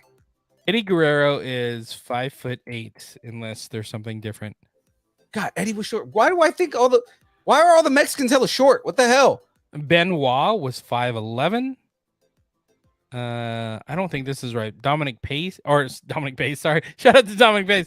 Dominic Mysterio 6'1". I don't think that's right. Is he that much taller than his dad? I know he's bigger than his dad, but I didn't think he was that much bigger than his dad. That's what I'm saying. Anyways, Yeah, go back to the tacos on the table. Taron Egerton, I don't know, man.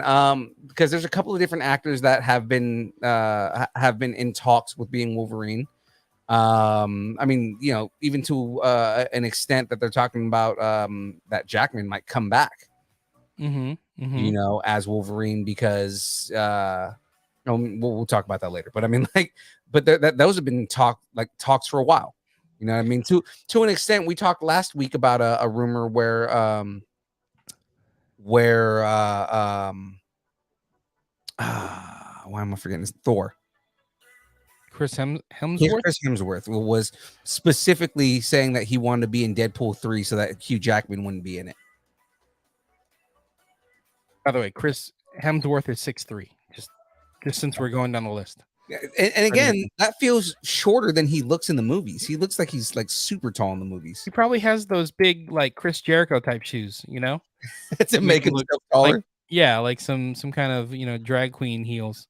No offense, you know, to Chris Jericho or Chris Hemsworth or any drag queens, because I need those too for my Rey Mysterio ass.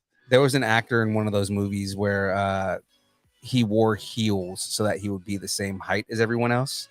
Tom Cruise. Oh no. Homelander.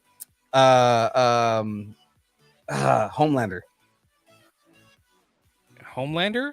The dude Homelander is like a lot shorter than he is in real life, like than he is in The Boys. Is he really? Yeah, there's a picture of it online. Anthony Starr. There's a picture of it online where he has instead of wearing platforms, he had them make him custom heels. And there's there's a picture of it online, and he's like super happy, like showing off his heels. And he walks around on set in these heels. I did not know that. There's a picture of it, and then like the caption is Anthony Starr wearing heels on the set of The Boys gives me life. He's like happily walking around in heels. It's pretty funny, actually. That's interesting. I was just watching The Boys last night, and he totally seems larger than life. Yeah, apparently he's not that tall, but because his character is like super tall in the comic books, they have to, in order to make him taller, he wears heels on set. Oh, that's pretty cool. So that way he like towers over everybody in the scenes and in the shots. I gotta find this picture because I may need some Homelander heels because right. My tiny ass needs to look people in the eye. But yeah, no, I think that there's a lot of people that are probably in talks to play Wolverine. This is just a high profile one. He said something, so you know, like I don't know where in the talks he may be, because remember, being in talks doesn't necessarily mean that you're going to be the character. Right. You know, so, or that specific character. Yeah, you're right. He could just be something else. Christian Bale isn't the next superhero. He's a villain. Yeah, that may or may not make it out of this film. We'll see. And that's the thing, is that everybody is saying that this is one of the best villains ever portrayed in a Marvel movie. That I don't know how much I want to believe that, mainly because right now Eric Killmonger is my favorite. So I mean, like, you know, just because he's not just a one-dimensional character between Eric Killmonger and Thanos. But I mean, like those are the villains where they're not just a one-dimensional character. They have so many layers to them. I'm throwing it out there. Taron Egerton is the next Wolverine. Tacos are on the table. My birria delicious tacos are on the table. All right. Big time star, and he can sing just like Hugh Jackman. He can sing, he can act. It's great. Anyway, all right, let's stay in MCU news. All right. So Marvel Studios announced the new character from Hawkeye, Echo, was getting a spin-off series, and we're like, that's a little weird that they're announced. I think they announced it like halfway through the show, Yeah. right? It was kind of a weird thing, but it's like, all right, cool, let's figure it out, and we grow to love her. Fast forward to the end of the show, spoilers, but she's the pseudo niece of the Kingpin. Right.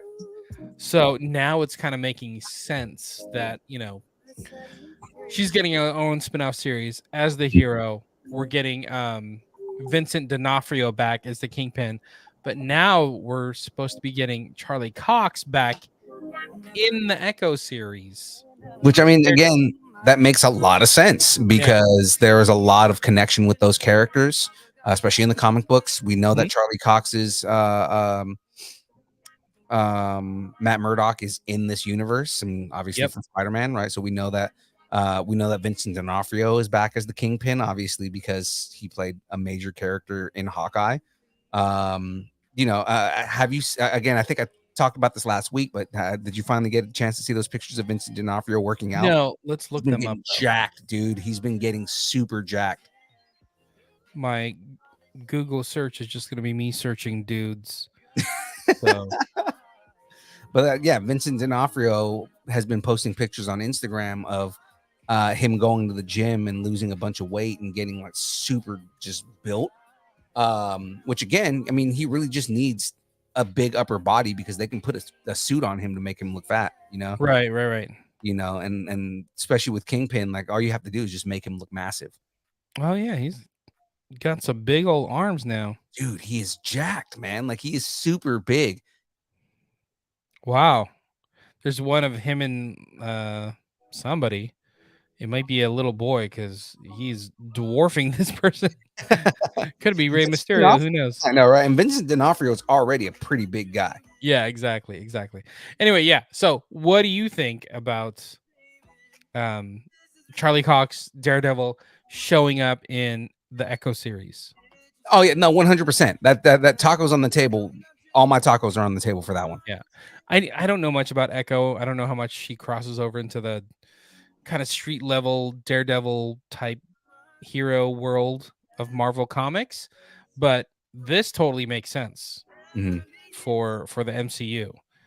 So I'm down with this. I mean, she's a pretty visceral, character. Like the majority of everything that she does is street level. She's a combat expert. So it makes sense that she is gonna. If anything, she would. I think she would be kind of an anti-hero in certain cases, right? I feel like they're gonna make Matt Murdock almost like the antagonist in the show. Because from her perspective, Matt Murdock is the bad guy. That would actually be pretty cool. Yeah, so then you have exactly like you have Daredevil be the bad guy, and then by the end of the show, he helps her realize that Kingpin is a problem. Yeah, right? Exactly. And that and she teams up with him, and now Daredevil is the good guy. I think that the way that they're gonna make it seem is like it's gonna be her perspective, where she's working for the Kingpin. The Kingpin is going to be both a good guy and a bad guy. Like he's going to be the she's fighting on behalf of Kingpin in the honor of her family and whatnot, not realizing that Kingpin is the actual problem, and she's going to be fighting Daredevil on behalf of Kingpin. I was going to say it could be like a bit of a flashback story that leads into some realization by the end of the series. So yeah, I'm totally on board. They did also speculate that Daredevil will be in 3 episodes of Echo. I'm assuming it's going to be a 6 to 8 episode series, and then Kingpin will be in 4 episodes. Okay, so that'll be interesting. But yeah, I totally agree. Like, what if it's while she's still working for the Kingpin, fighting, trying to trying to take down Daredevil.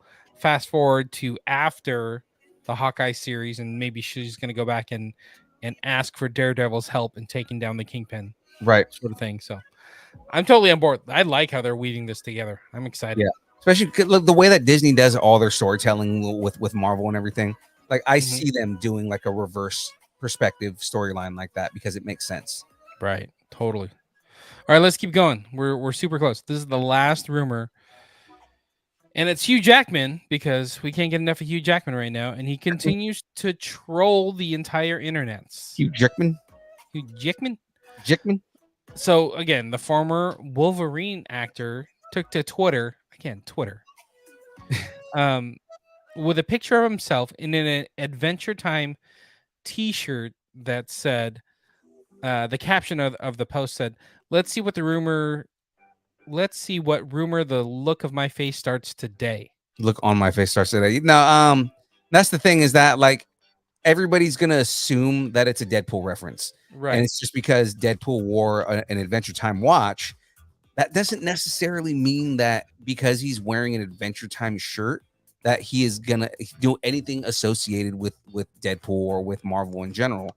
I think he's again trolling because he knows that people are gonna try and make that connection, you know, without knowing that Adventure Time is amazing on its own.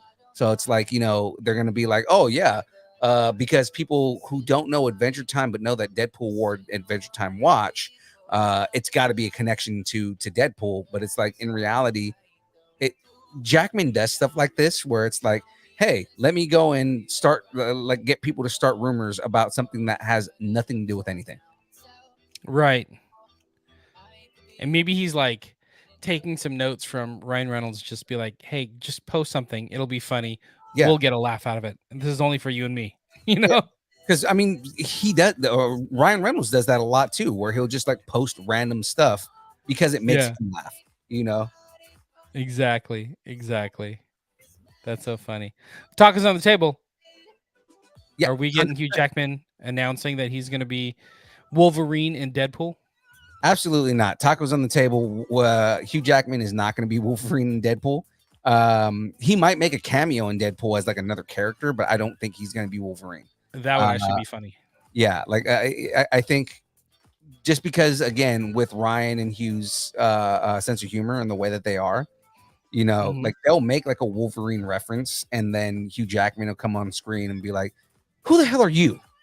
Right. I don't know. Don't worry about it. You know, just like, you know, and it'll be like something just, you know, super funny and super meta that we'll get, but will be just like, you know, it'll be something like that. You know, I don't think that they're going to have Hugh Jackman as Wolverine. I mean, technically they've already had Hugh Jackman as Wolverine in Deadpool 2. Have they? Post-credit scene. When he kills himself and he goes, "Hi, don't scratch. Just writing the timeline." That's right. Okay. Remember, and he shot himself in the back of the head. Okay, that's true. Okay. All right, that's all the rumors I got. A lot of MCU rumors. Hey, real quick, while we're here and we're done with the rumors, I wonder if he's still in the chat. But shout out to Eric Ruiz. You know, he's collabing right with us with us and Lucharillas. And this may be the coolest thing we've seen. Throw that graphic back up because yes, that's awesome. It's actually it was luck that I still had it on there and I haven't erased it yet. So it's like it's so cool to see our logo, our artwork in a different way, and especially with an amazing artist like Eric. So there's something special going on right now, people. You could win like this super cool bump box retro pager, but it's a Bluetooth speaker. You can win it for free. For free. All thanks to Eric and Lucharillas.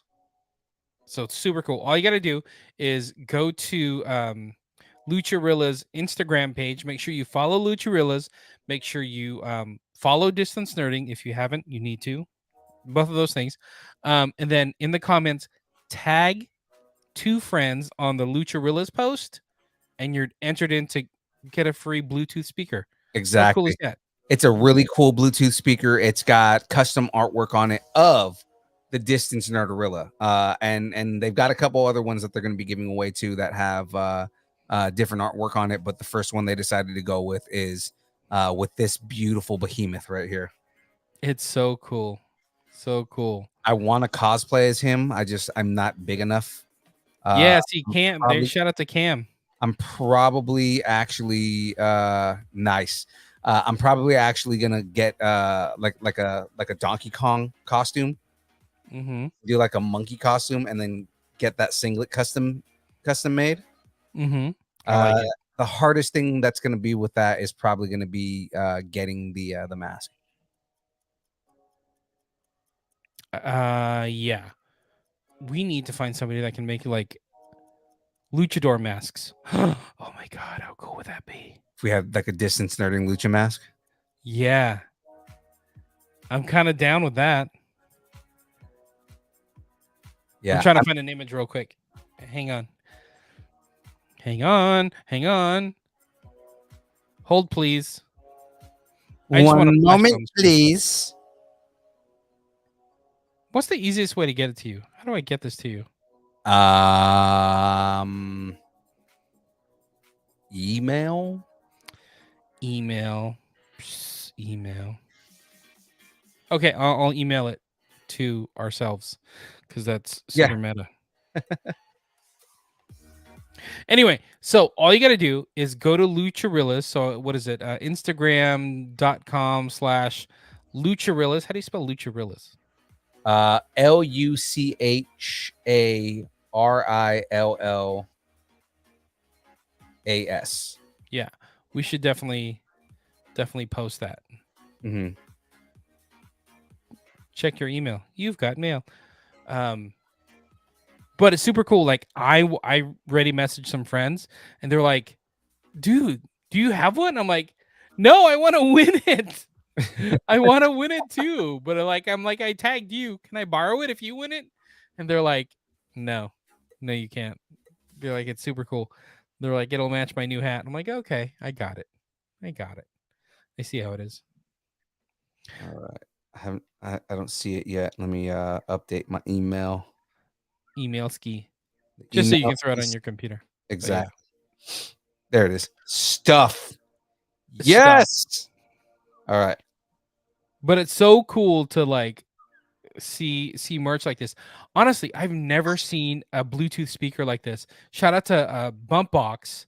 I don't know how Lucharillas got hooked up with them, but it's super cool what they're doing about taking these like homages to like pagers. I used to have a pager. I used to rock a pager. So did I. I'm that old, you know. I had a pager. Right? You know, 143. I love you too. So yeah. Oh now, my God. What's funny is like these pager codes that don't exist now, but some of these kids who still know it. Like a lot of kids know 143 is I love you in some type of code. Uh-huh. You don't realize that that's pager code. Right? But like that little bit of nostalgia, which I didn't know I even wanted. Now I want it, you know. It's like, oh my God, that's so cool. And then on top of that, it's something functional like a Bluetooth speaker. Shout out to Lucharillas. That's super cool. Super shout out to Lucharillas. Dude, I'm down with that. I'm uploading now. Are you? Yep. Sweet. And actually, let me check something here. You do your thing. I'm doing a thing. I'm creating a banner. I'm doing a thing. I could do things too. It's not going to let me pull these two things that I want to do. Actually, you know what I could do? I'm going to do this. Hold on. Let's go ahead. Boom. Look, I did a thing. What thing did you do? I didn't see what you did. I changed the bottom scroller. Ah, look at that. I love it. I love it. All right, hold on. I'm going to share my screen. Yes, my entire screen. Mainly because look at the inception. Mainly because I want to show you guys this. Look at that. There you go, kids. That's how you win. Like it. That's how you win. That's how you do it. That is how you win. Again, shout out to Bumpbox, Lucharillas. Go follow at Lucharillas on Instagram. Follow Distance Nerding. Tag 2 friends in the comments and win yourself a Bumpbox pager Bluetooth speaker. I'm down. Okay, let's keep going. We so nerded out on. Yeah. There it is. I don't even know what the buttons do. It's great. It's awesome. Oh, I want it. Eric, we're gonna have to talk. I may have to like just buy one or something because I can't have everybody else rocking one and I don't have one. So we'll figure that out. And I would totally like rock it like pager style and like have it on the side of my hat or like Right. in my shoes. Remember Side when of we the used hat. Did you used to do that? We have to do it now. Did you used to do that? Heck yeah, we Used have put your to do it pager now. on the rim of your hat. Man, we need Bumpbox, Lucharillas. We got to figure this out right now. Like I said, either there or on your shoelaces. Those are the two places that were like Oh my the cool god, places to put your we're pagers. so derailed. We're hella old, dude. We're so derailed. So good though. All the kids are looking at us right now, like, what is wrong with you I guys? know. Cam's like, what's a pager? Okay. Cam, pagers were around before you existed. He's like, just use your iPhone, you weirdos. We didn't have iPhones back then. Does it a pager? Does it work with Wi-Fi? What is going on? God, no. That's good. Doesn't work with an iPhone. Does it, There is that was Bluetooth? a time in place where we didn't have cell phones. Right. And Back you, in my day. and you had a pager, and what you did with that pager was you got pages, and then you would get a phone number on there, and then you would go to a payphone, which also doesn't exist anymore. and you you call the and use number coins which don't exist anymore. The only reason you carried change. Exactly. Cam said, I know what a pager is. Oh my god. We're old. We're old. But we would have to use pay phones, or if you were home, then you could use your touch dial phone. Oh my goodness. All right. Because every house had a actual touch dial. Dude, what if Stranger Things season 5, there's going to be a time jump. They jump into the 90s and they're rocking pagers. Oh, that'd be so good. That'd be amazing. That'd be amazing. And next thing you know, everybody who loves Stranger Things wants a pager. That'd be great. So that's the thing is like you think about. So this season took place in 1986, right? Yes. I don't think they're gonna do that much of a time jump because I think they're like 16 in the show right now. Right. So they would be. I mean, if they do a time jump, it's probably gonna be like 2 years where they're like just getting out of high school and going into college. They'll be like 18. So at most 88, 89. Pagers weren't really a big thing till like 92, 93. It's weird that you have that knowledge in your head about pagers. Like you're some kind of pager historian, pagerologist. I know 96 was when they were like huge and everybody had a pager. Right. When there were like different kinds. Yeah. But what was it like? By the time like everybody had them, like they were saturated. When it wasn't just the cool kids. Because I remember you had a pager and then you had a sidekick. Oh, the sidekick. Because the sidekick was the first two-way pager. Yeah, exactly. Birth of text messaging, right? And we all got it because AIM was on it. AIM. Or we all wanted it because AIM was on it. Okay. We need to move right. We're losing the cool factor. We're losing the cool factor. That is the cool factor because retro is the cool factor now. No, we're retro with pagers and the bump box Bluetooth speaker. We're getting too old and we're getting too weird when it comes to sidekicks. We're talking about sidekicks. We don't talk about AIM. Yeah, AIM, sidekicks. MSN Messenger was another big one. I think it was 2005 when the first MP3 phone came out. Yeah. Okay. Moving on. We're getting weird. It's getting weird. Oh man. I gotta go find my Jenko jeans. Let's get The weird. Newton came out in 1989, so there you go. This is the first PDA. There you go. Okay, let's get to Obi-Wan. Just do it. All right. Yes. Hold on. Obi-Wan's. Oh, you gotta think. Before not a thing on here, but I have to announce spoilers. Because for anybody that's watching that doesn't want a spoiler, gotta throw that on the screen. Otherwise, Oh. we'll get yelled at. So Spoiler alert! Spoiler alert! Spoiler alert! Spoiler alert! Spoiler alert! all right, ladies and gentlemen, we are getting into the breakdown, and we're going to be talking some Obi-Wan Kenobi. We decided to wait until the end of the series and then wait another 2 weeks from the season finale to give people enough time to be able to watch the entire show. So if you have not watched the entire show, then now is your time to turn off the audio if you're listening to the podcast as an audio form.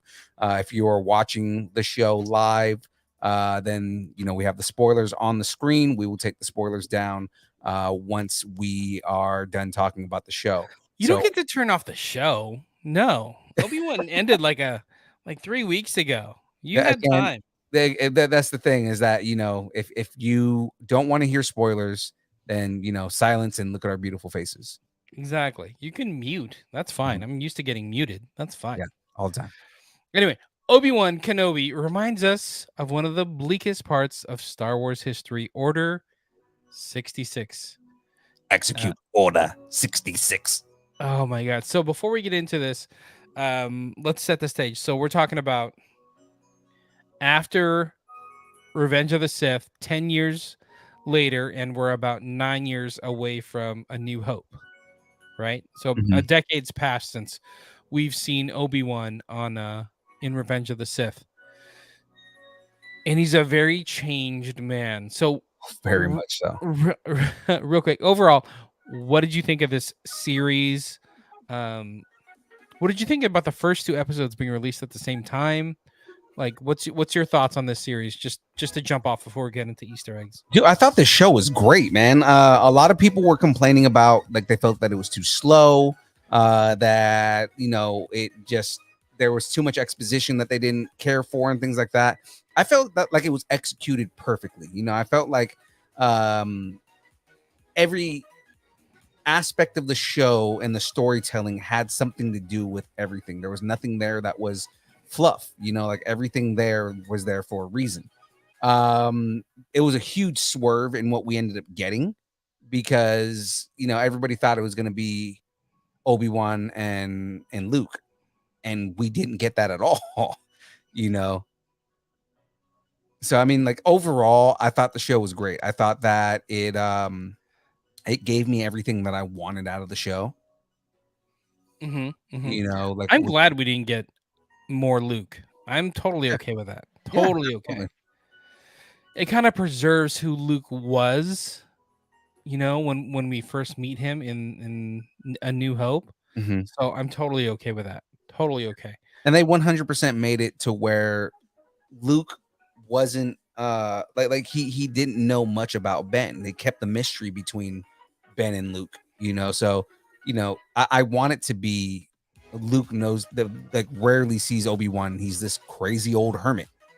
The way that Luke described him in A New Hope, so it's kind of like I like that he has this idea of Obi-Wan and who he is, and him and Uncle Owen, or Uncle Owen and Obi-Wan, I mean, did they did work to make sure that Luke didn't know who Ben really was.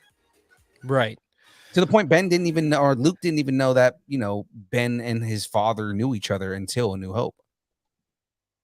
You knew my father? Yeah, they kept a good secret. That's pretty impressive. I really like this series. I had nothing but positive things to say from this series. I just went into it so happy that we were getting Obi-Wan. I think Obi-Wan has got to be my favorite character, whatever version of Obi-Wan. My dog is named Obi. Yeah. Right? So Obi-Wan's one of my favorite characters. So I was excited to get something about this. And bringing Ewan McGregor back. I loved his version, and the arc that he went through in the original, or the, what is it called, the prequel trilogy. Yeah. I loved what he went through, because we literally saw him as a Padawan growing up to be a man or a Jedi or a general that has to deal with so many problems. And then fast forward 10 years to this show, and we're seeing that same man we saw, but he's broken. Very. We Yeah. don't get to see our heroes broken very often, and he was very broken in this series. Watching him walk away from that initial ask from what's his name, Bail Organa. Yeah. Him go like, no, you got the wrong guy. Like, what the hell?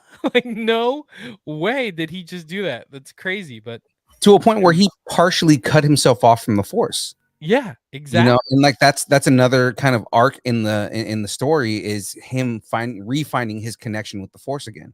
Mm-hmm. And that's a good point. But it almost like lent into him hiding on Tatooine. Like, let me hide, sever my connection with the Force, and it's just another like way to be undercover. Mm-hmm. Because the whole idea with the God, why am I blanking on their names? The bad guys, Inquisitors. Oh, the Inquisitors. Lord, what is wrong with me? But the whole idea with them is like, we know how to flesh out Jedi. They can't help themselves, and that was like their whole motivation to get the Jedi, and how ruthless they were. It's like, the more ruthless we are, the more the Jedis are going to come out of hiding. Right. They can't help themselves. I'm like, oh, that's so good. That's such a good maneuver. It's like you could say the same thing about most of the good guys that we run into. You could say the same thing about Captain America. If you needed to flush out Captain America, he wouldn't stand for, average people getting hurt. Right. So it was so cool the way they played that. And I was like, I didn't see that coming. Because they 100% went on the entire, Jedi are the keepers of peace and order in the galaxy. So the whole thing is like, they can't help themselves from wanting to help people. And the way we pull them out is we become, we're cruel and make people suffer. And that's going to force them to not stay their blade. Yeah. This whole, series with Obi-Wan being broken, it was very unsettling. Like, it just sat weird. Like, even going back to Order 66 and the Jedi Temple with the younglings. Oh my god. Oh yeah. And I mean, so sad to go back to that scene more than once. Yeah, and it's not like they went back to it and they just showed a piece. We got like a new version of that. Mm-hmm. Oh my god, it was so crazy. I understand why Ewan McGregor said that this performance that Hayden Christensen pulled off in the show was the most haunting version of Vader that he could ever imagine. Mm-hmm. And it's like the few scenes that he's in, right? You have the fight scene, you have there's almost like a sadistic joy in besting Obi-Wan. Right. You have these scenes where he kills the younglings again, and you just see the level of evil on his face. You can just see just the malice coming through him. And again, and here's the major spoiler, is that final fight scene where he cuts the mask and you see Hayden's face under the mask, and he looks like just pure hatred. Yeah, totally. Yeah, and his line about like, you didn't kill Anakin, I killed Anakin. Mm-hmm. Like that was intense. That was intense. Right. You know what's interesting? This show really revolved around 3 characters. That's it. Yeah. It was Obi-Wan. It was Darth / Anakin. 4. It was 4. I would say before Leia and Reva. Right. And I thought it was great. I was like looking it up. There's not even a lot of cameos in this. There was like cameos that were here were pretty good though. Yeah, I have the who was it? Ewan McGregor's daughter. Yes. Was the drug dealer on whatever planet that we're on. Yeah, she was the one that tried to sell him spice, Uh-huh. and I thought that was great. And then who was it? I don't know what his name was. Zach Braff from Yes. Scrubs. He was that one alien that, for whatever reason, had a million lines. I'm like, that's weird that you got so many lines for being like some dude in a suit, but it He ended up sounded being like Zach Braff. Seth Rogen. I thought it was Seth Rogen the entire time. Oh, I could definitely see that. Yeah, because he sounded just like Seth Rogen. If there's ever somebody who needs to do a Seth Rogen voice match, call Zach Braff. Yeah, it wasn't as gravelly Mhm. as Seth Rogen can get, but yeah, I could definitely see that. Actually, so we talked about the 4 characters, Obi-Wan, Vader / Anakin, Princess Leia, Reva. Another character that stole the show, Lola. Yes, 100% she did. Oh, there's this thing about when they introduce new types of droids where they just take the entire franchise. Right. It happened with BB-8. It happened with Lola. It's already happening with BD-1. And BD-1 is a character from a video game that showed up in The Mandalorian, and now everybody's freaking out. So it's like, you're getting, every time we get new types of droids, everybody freaks out. Yeah, totally. Look at all these little Jedis, these younglings. Speaking of younglings running around, somebody get you under control. Go find your Oh master. God, who let these younglings in? What'd you say, Yai? You can say hi. You could see 2 though, but you got to get on screen. See how The Coco world wants to see you. See how Coco's invading? That's what she does. This is Coco's world. We're just living in it. And Right, Yai? Kaya's like, hi. I know she's there. Anyways, let's get back to Obi-Wan because we were having a good conversation with Obi-Wan, and then these 2 showed up. Yeah. Yeah, exactly. We were talking about Lola. Look at that guy. Isn't he Hey, cute? Little Darren. robot. Yes, look at these nerd hats, and yes, they fit us because they're snapbacks. Darren, if you want a hat, you better reach out quick because They're going. Yeah. We have been selling them off. Yeah. So these are the 2 colors, Darren, and we'll talk about these more in a little bit here. Exactly. Anyway, Lola, the next big like merch thing, like we got baby Grogu in Actually, Mandalorian. Now we got Lola. Did you see Hasbro has an animated Lola toy that's coming out? Yes. Yes, but I have a backstory on Lola because it's Yes. cute. It's Leia's little buddy, but it actually has a little bit of a story. It's actually named after Carrie Fisher's pet bird, Lola, that she had when she was a girl. And I'm Right. like, oh, that's so cute. Like, do they mean to do that? But that's awesome how they did that. Like, oh, a nice little homage to Carrie Fisher. I dug it. I'm gonna have to buy me a Lola for these little guys. Yeah, I know, right? We bought like that little baby Grogu that sits on your shoulder. It's like a little magnet. Oh yeah. And we watched Guardians of the Galaxy, and we just been walking around with Grogu on our shoulders, like just That's taking turns adorable. all day long. Yeah. Yeah, good job. I'm gonna talk to him. You can say one thing and then we gotta go because this is Obi-Wan. This is serious business, guys. Say hi. Say distance nerding. Distance nerdy. Okay, good. Very good. Yay! Wait a minute. I'm gonna do it with the headphones. Come say it. You gotta do it without the headphones. Come say it. One time. Say it. Distance nerdy. There you go. We got some fans.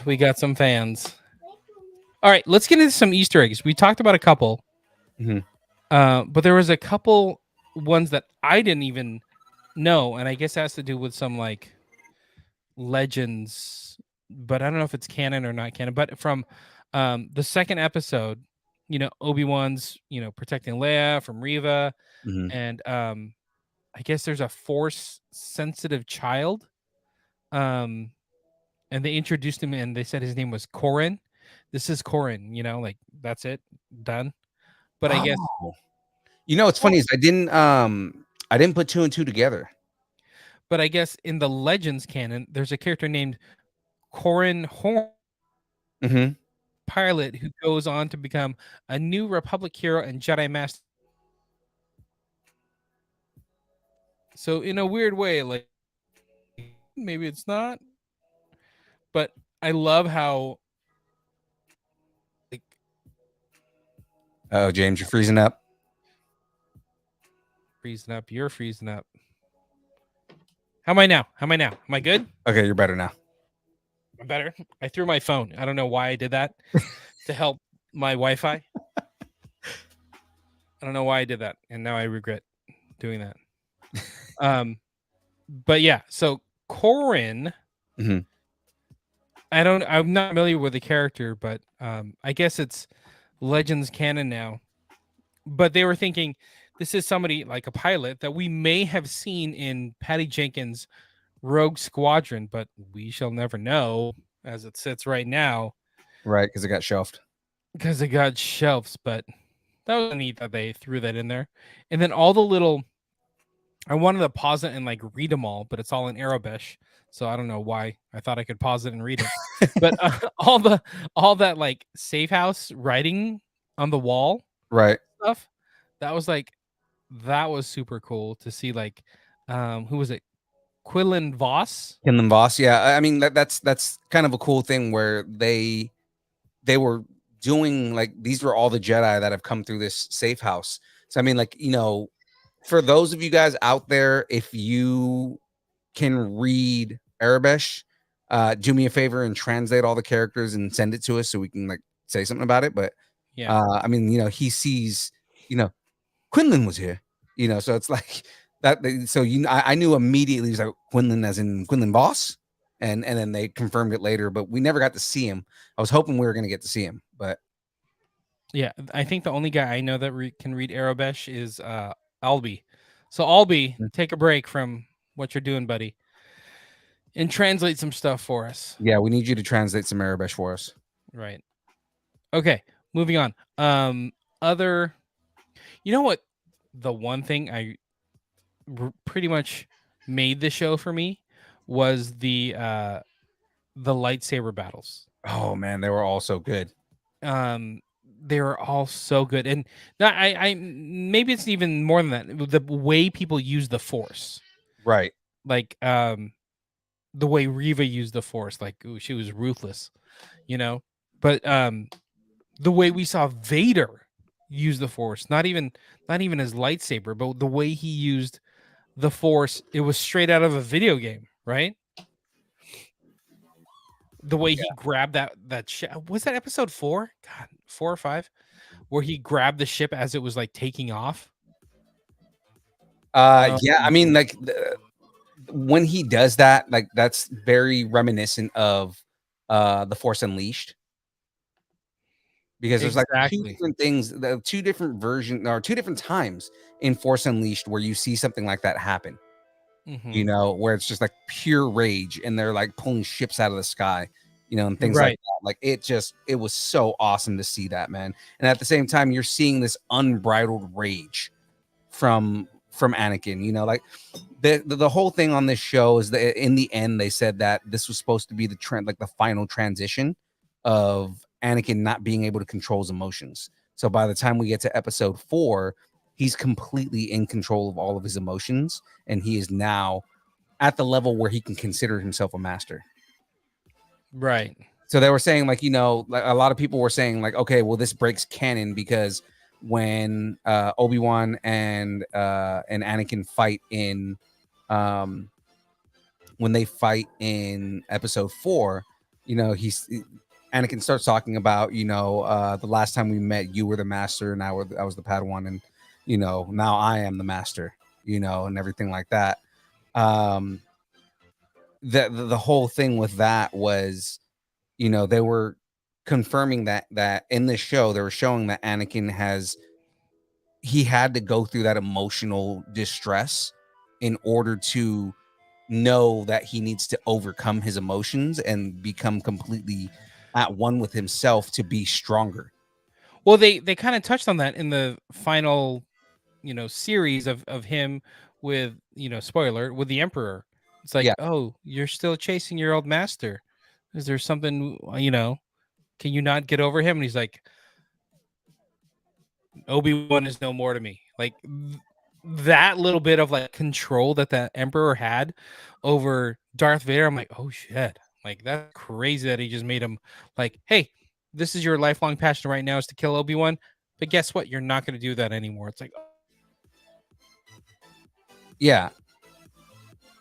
You froze again. I was going to say the way that the Emperor had control over Darth to not let him pursue Obi-Wan more. Does that make Right. sense?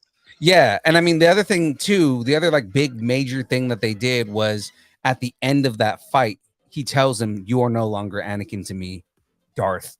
And that's where like a lot of people were upset with, why he refers to him as No. Darth and not as not like why does he refer to him by his title and not by his name? And a lot of people were upset with that. So it's just kind of like that's why, because he's like, you are no longer Anakin Skywalker, you're just Darth to me. Am I frozen? Yep, there you go, you're back. I'm back. Yeah. Oh my god, these kids, man, are they just playing with the internet? They're just crimping wires in the They corner. might. I don't know. Jesus Christ, these kids. You know, I loved, I loved the flashback, the one episode where they told the story of Anakin and Obi-Wan fighting, and that Yeah. translated into the formed rebels or the people trying to get away. I love that storytelling. Mhm. That was amazing and showed how much maturity Obi-Wan has and how even though he's uber powerful, how much maturity that Anakin or Darth was still lacking at that time. Like he couldn't get past it of how to beat Obi-Wan, he should have saw it coming, but he did. What's up, Far fam? Mhm. How are you?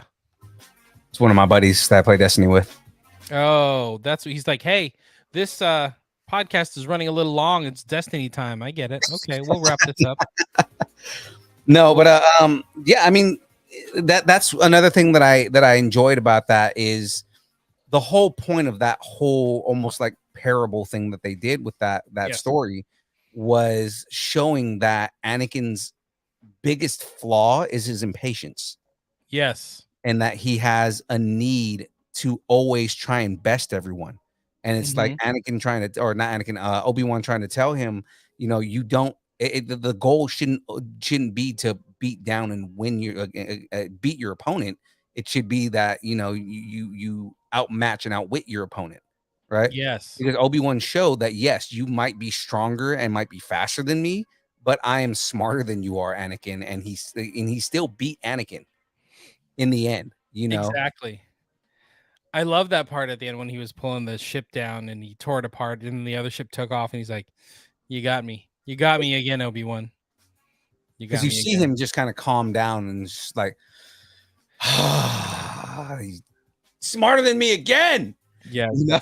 exactly. Hey, you know what? I guess it's kind of a weird Easter egg, but it's the correlation between the two of Riva putting a tracker on Lola, right? Right. And then letting Lola go. And pretty much letting Obi-Wan go. It's like, what are you doing? It's like, hey, we're gonna send him out as bait so we can get the rebellion. It's kind of the same premise of New Hope. Yeah. Where it's like, hey, we just captured you. We're gonna have some stormtroopers take really bad shots, and you're gonna escape, but you're gonna lead us to the rebellion. Right. And I was like, huh, that's a weird little like we're watching like a New Hope within this 6-part series. I thought that was pretty cool the way It's they it's, it's they made always cool the way that like the way that they kind of go through and say like, okay, here's a complete homage to something in the entire franchise without making it like a big thing. Mm-hmm. Mm-hmm. You know what I like was a nice homage was Obi-Wan's battle stances. I don't know why I loved it so much, but like his little, oh my God, I thought that was so cool. And just to bring it back again, but then with the final battle, I love how they built this up to the final battle with him, how he changed his fighting style, right? And he became more ruthless and He was a lot more aggressive, like that was the thing. Yeah. And that's not how Obi-Wan fights. And that was such a difference maker because, Darth Vader was expecting to fight the Obi-Wan he knew. Right. But then that last battle of Obi-Wan was like, that's a different Obi-Wan, at that point where he's using the Force in different ways and being more aggressive, like what you were saying with his lightsaber battling. So I thought it was super cool. That's probably my favorite battle scene right now within Star Wars with lightsabers. That fight scene at the end right there is because it may not have been as fast as the one from episode 3, because previously that was my favorite fight, was Obi-Wan and Vader in episode 3, because there's just so much emotion, so much just skill. It's like a showcase of skill. The fight scene at the end of Obi-Wan upped the emotion factor. Yes. Like it wasn't as fast, but the thing is that it still was, there was a lot more emotion involved in it, and there was a lot more, like there were stakes involved in that fight. Right. So good. That was so good. Even more than like, maybe I have to just go back and watch some of the Rebel battles, the battles in Star Wars Rebels, like with Darth Maul and Kanan and everything. I probably have to go watch those again, but like this Obi-Wan versus Darth Vader battle is like my favorite, but it's amazing. So that kind of leads us towards the end of the show. We get Obi-Wan in kind of, I guess he's back to being Obi-Wan, like on a path to the Obi-Wan we knew in episode 4. Right. But I guess there's even like how he was dressed, even related to like some of the Star Wars canon, which was pretty cool. Is that like the whole different look and feel, like once he gets back to Tatooine before he meets Luke, that whole look is from the comics, right? Which was super cool. It was kind of like that transition from Ewan McGregor to Sir Alec Guinness. Yeah, so cool. Like even him going towards the he's had a whole different mentality. Like when I saw Obi-Wan at the end of the show, it felt so much more Alec Guinness than it did early Ewan McGregor. He did, because he had that calm demeanor that Sir Alec Guinness had. He's not as kind of like, he's still kind of quippy and everything like that, but he seems a lot more serious than he was, which is more of what Sir Alec Guinness was. And he's found himself. Right. Like he's, for the past 10 years, he lost who he is. He's doubted everything he's done in his life. Now he's like, okay, this is who I am now. This is what I need to do. Like even him talking to Bail Organa, like, if you ever need me, reach out, Right. He's found who he is again. And like, it's such a cool story arc. Right. But like even him meeting Luke, it just felt very Alec Guinness, and giving him the little, what is the ship? The T-16? T-16. Yeah, that was super cool. I have that Lego. Like, what's funny? It's like I have that Lego. Rats with my T-16 back home. I have that like Lego set like down by my desk right now. I'm like, as soon as I pulled that Leonardo DiCaprio, like as soon as I saw it, I'm like, oh, there it is. I have that toy. So, did you have a beer in your hand and everything too? I should. Cigarette, I need to. I'll go do it right now. And it's also cool. We got Ian McDermott. Yes. Back as the Emperor for like a quick scene. So we get like that quick second where Vader's talking with the Emperor, Mm-hmm. you know, and Ian McDermott is talking to his friend, Right. you know. But again, that little bit of like, hey, Darth, are you too consumed? Or do I need to step in here? And, Darth Vader, like, right away put himself in check. Like, no, Obi-Wan's nothing to me anymore. Like, that's some pretty big pull from the Emperor to be like, hey, Darth, slow your roll. Yeah. Remember what I need you to do. And I mean, he always does that. I mean, the whole thing is that the Shreve Palpatine is he's always the one to bring Vader back onto his focus, Mm-hmm. right? Because Vader, every time that we've seen Vader kind of go out on his own, whether it's like, you know, in shows, comics, video games, movies, anything like that, cartoons, stuff like that, it's Palpatine is the one that always brings him back to, you know, focus on the mission at hand. Mm-hmm. Mm-hmm. Which, I mean, that says a lot about who the relationship between Emperor Palpatine and Darth Vader is that Emperor Palpatine is always, you know, the one in charge. As much as Vader's, you know, the dude that everybody's afraid of and everything like that, Emperor Palpatine is obviously the dude who's in charge because he keeps Vader in line. That would actually make an interesting series. Something about Emperor Palpatine. Like after Order 66, he's running the Senate. He is the emperor of everything, of the galaxy. Like, Mhm. what's his motivation? Like, what's he doing now? It's absolute power is his Yeah. motivation. I mean, uh, um,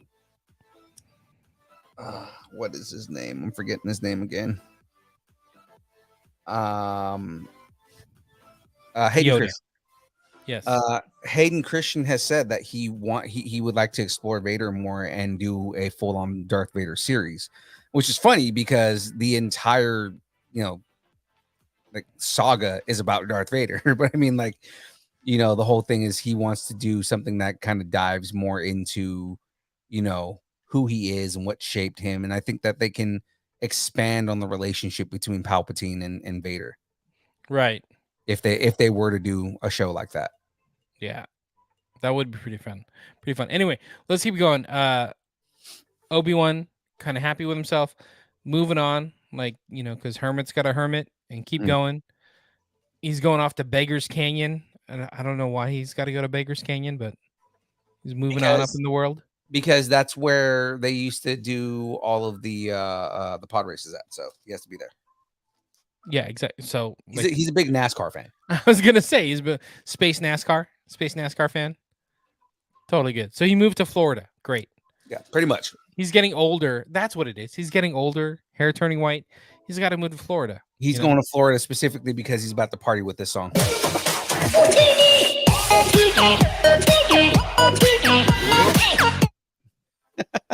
That's for Andrea, isn't it? You're getting ready. That is for Andrea. That's for Tim Donaldson. That is for Kyle Pasick. That is for all of our friends that have portrayed Jawas at some point. Great. That's awesome. That's awesome. Okay. On the way to Beggar's Canyon, we get the cameo we've been waiting for, which I did. If we didn't get it by like the middle of this season, I didn't think we were going to get it at all. Like I completely forgot about it until he showed up on screen. What's funny is everyone was saying that, like he hadn't filmed anything and he wasn't, they're like, yeah, he wasn't on the show or anything like that. Like at first, when I first saw what we're about to talk about, I honestly thought that it was like B-roll footage that they had already like filmed at like maybe during episode 1 or something. Mm-hmm. But it was a legit cameo because the conversation that they have. Right. Mm-hmm. Yeah, they must have brought him in for like half a day. Yeah, like, hey, and like nobody saw him. Exactly. And he's never like in the same shot, so it's like take whatever position you want, and we'll just film it and put it in post. But we got Qui-Gon Jinn, we got Liam Neeson back as Qui-Gon Jinn, and just again the conversation that they have was really good because it's basically him saying like, I've been trying to talk to you, and he goes, I've always been here. Mm-hmm. You just weren't ready to see me. Yeah. And that also talks about, I kind of deep goes deeper into Obi-Wan's relationship with the Force and kind of where he was and him not being in a good place. So he can't meditate and he can't see the Force projections or the Force ghosts and everything like that because he's not in a place where he can commune like that. He's not Exactly. at Where peace with himself. Yeah, I was gonna say at peace. He's been conflicted, and I think we talked about this. Even the John Williams, theme song for Obi-Wan felt very conflicted and tense, and Right. that's who Obi-Wan is pretty much up until this final scene. Is that he's not at peace. So it kind of makes so much sense to finally get Qui-Gon now where Obi-Wan's at peace. Oh my god, I love this show. I'm gonna go back and watch it, and it didn't feel like it was long. I don't. I'd have to go back and check the episode lengths, but Mm.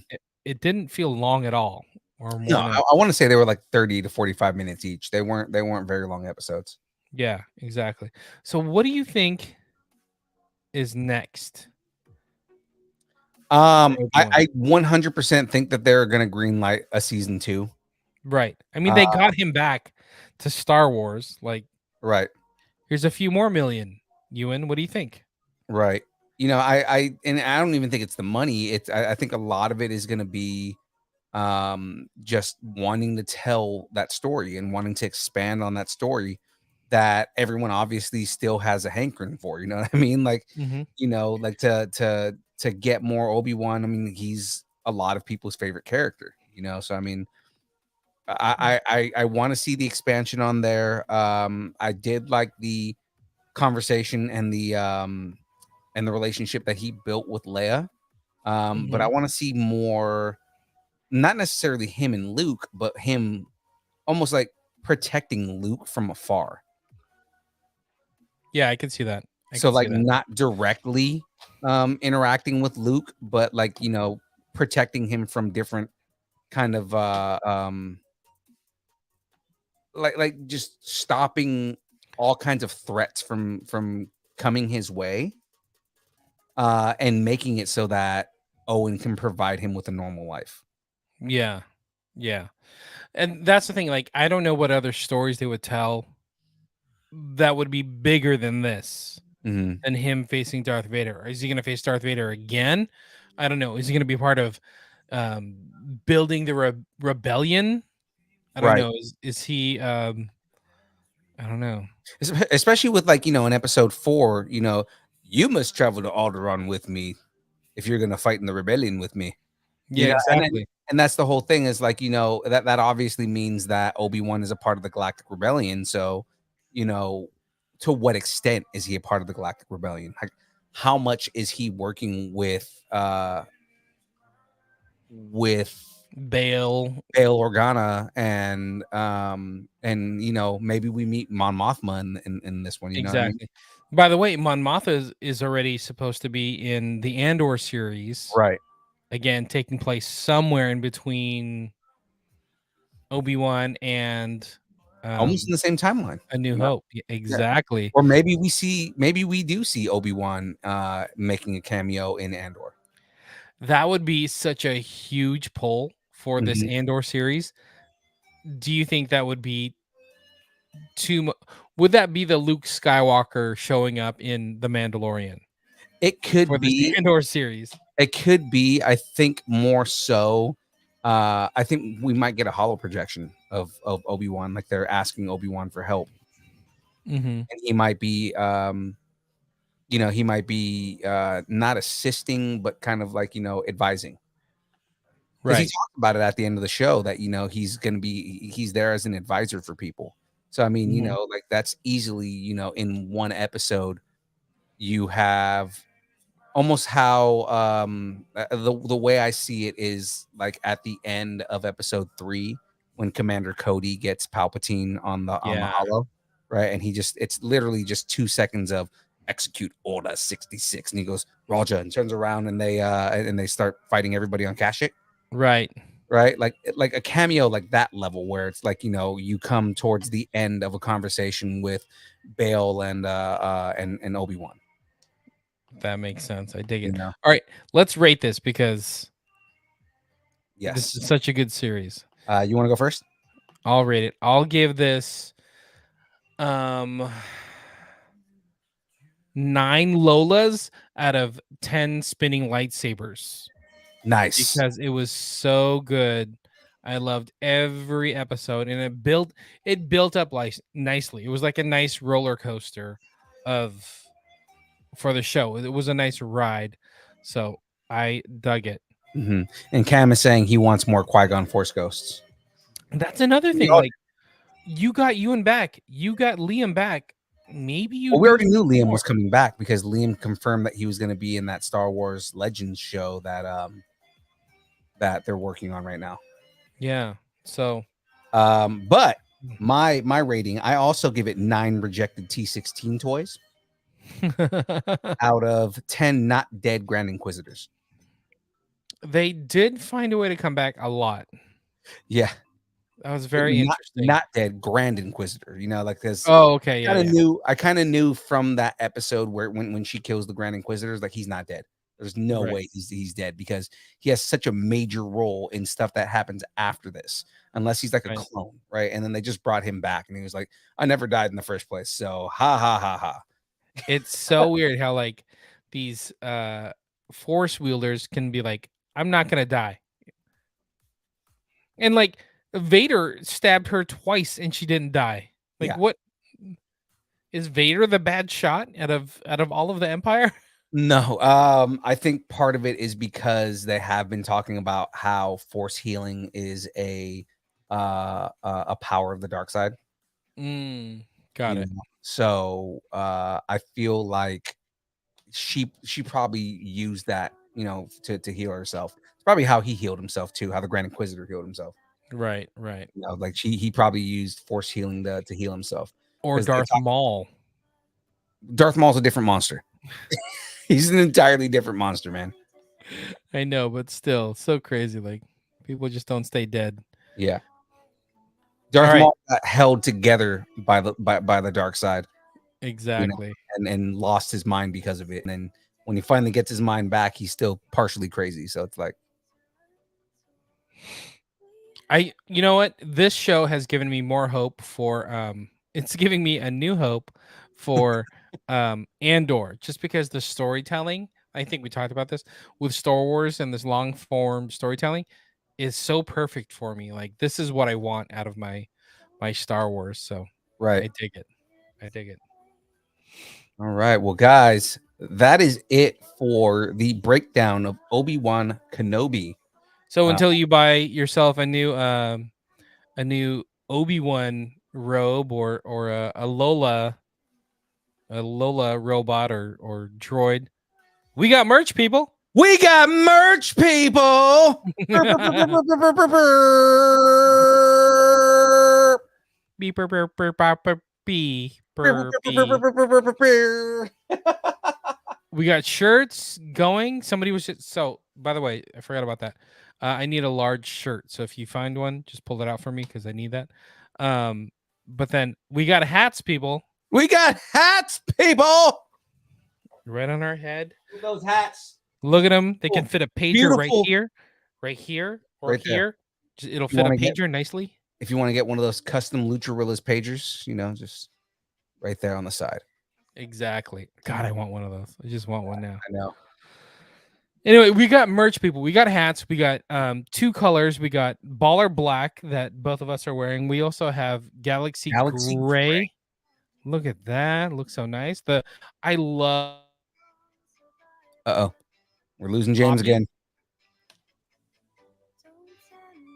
Am I back? Okay, you're No. back. You're back. But the colors are so poppy off the gray and even off the black. Like I love how shiny it looks. It looks so cool. It looks Yeah. so cool.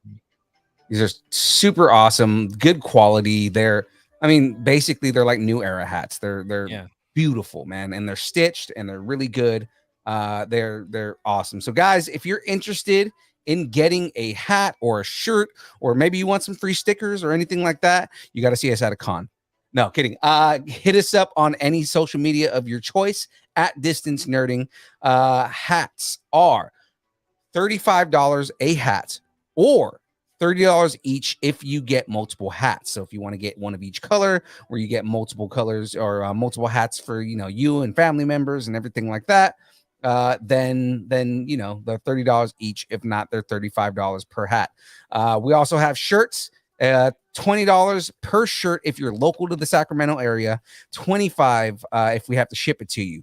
And the just message us with your size, and we will get the shirts out to you ASAP. Exactly. Same with hats. So if you need the hat shipped, we can ship them to you. But this is what we're asking: if when you get your hat, and we've told everybody that you've shipped hats out to, take a picture of the hat because we want to see it, and we're going to put it together in like a collage post type thing. So once you get your hat, make sure you send us a pic. So that's you, Cam. That's you, Tyler. Tyler's over the other side of the fence. Just tell him to take some pictures. What's going on? Yeah. Just yelling. Take a picture. Exactly. There you go. Exactly. But yeah, 35 for the hat, or 30 each if you're buying multiples. We'll ship it to you. Shirts, same deal. DM us. $25 or 20 if you're local here in Sacramento. We will have hats and shirts if they last in Oregon at Metal Art Comic Con. So all you got to do is drop by our booth, go talk to our boy Tyler. He'll be rocking the shirts and the hat. So just let him know if we have your size. Cool. If we don't have your size and shirt, buy an extra hat. Exactly. There you go. And DM us if you're just interested in either hats or shirts or even stickers. DM us on Instagram at Distance Nerding just to let us know, so we can be like, oh my god, we're down to like these sizes and shirts, or these two hats. Are you still interested? Do you want one now? At least let us know that you're interested, versus you wait a week and we're like sold out of everything. Right. So let us know. All right. Now, guys, you already watched the download, obviously, because you're here right now. And I appreciate everybody who has found their way to watch the show tonight, because Facebook kicked us off for the night. We'll be back on Facebook again on Monday. But on Mondays, we do The Build on Twitch, YouTube, and Facebook. Guys, come on and hang out with me while I build Lego, and we hang out and we do brackets, and we hang out with our nerdy friends and with a bunch of celebrities and stuff like that, because this week, guys, Andrea Miller's going to be on. Sorry. Andrea Miller's going to be on.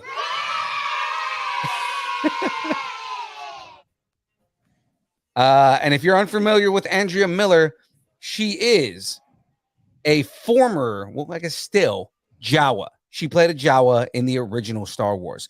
And what am I building this week? For all of my big Star Wars fans, right there, I am building Luke Skywalker's helmet. His X-Wing helmet. So that's going to be great time, great fun. Be ready for that, guys. So we will see you on Mondays from 6 to 8 Pacific Standard Time. And then again on Wednesdays, our regular show that you are watching right now or listening to right now, from 7 to usually around 9-ish. 9-ish. Look, people want to come back already. This is awesome. Look, we got Eric. Eric says Lucharillas is ready to come back on Distance Nerding. We got to schedule them. You know what, Eric, we'll talk. Okay, I got openings in August, so let's. Oh yeah, we got to. Oh, that's right. We have to save a couple dates, but yes. Yeah. And then Cam will be back on in what, next week? Next week. So this time next week, on next week's show, we're going to be talking part 2 of season 4 of Stranger Things. Hopefully we'll have Cam and we'll bring Chris back on. I say that, but I didn't actually ask him yet, so I'm sure he'll have time. He'll be able to come on. Perfect. Awesome. So, have something you want to discuss?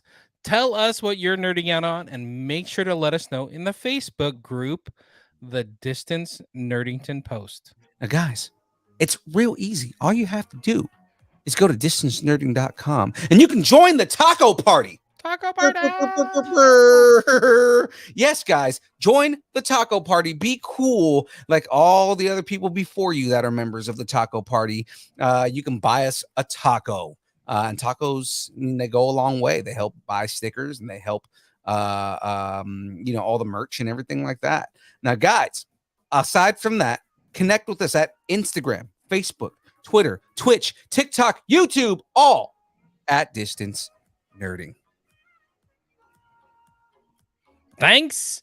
And don't forget to follow Lucharillas and go follow Distance Nerding and tag 2 people in your posts or in your comments to win yourself a bump box Bluetooth speaker courtesy of Lucharillas. Boom. Yes. Boom. Boom. We are all winning. We all want a bump box. Because that is probably one of the cooler things that I've seen that has all of our stuff on it and like all of our, that merch, our logo, yeah, it's really cool. I dig it. Got one. Thanks, and keep nerding together. All right, dance party time. Let's get this going.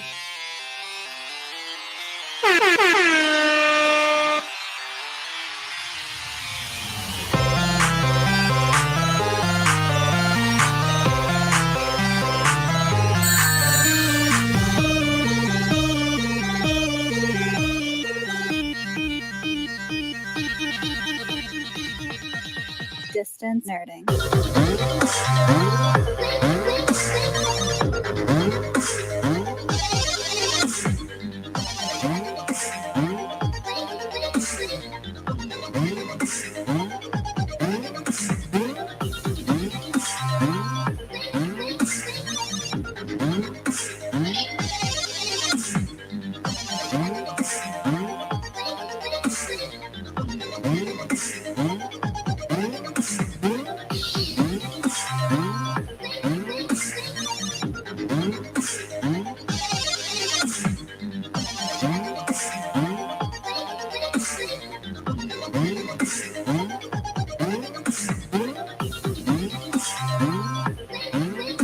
Don't cut my hair off.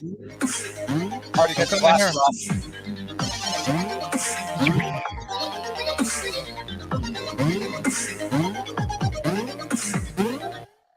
All right, guys. See you next week.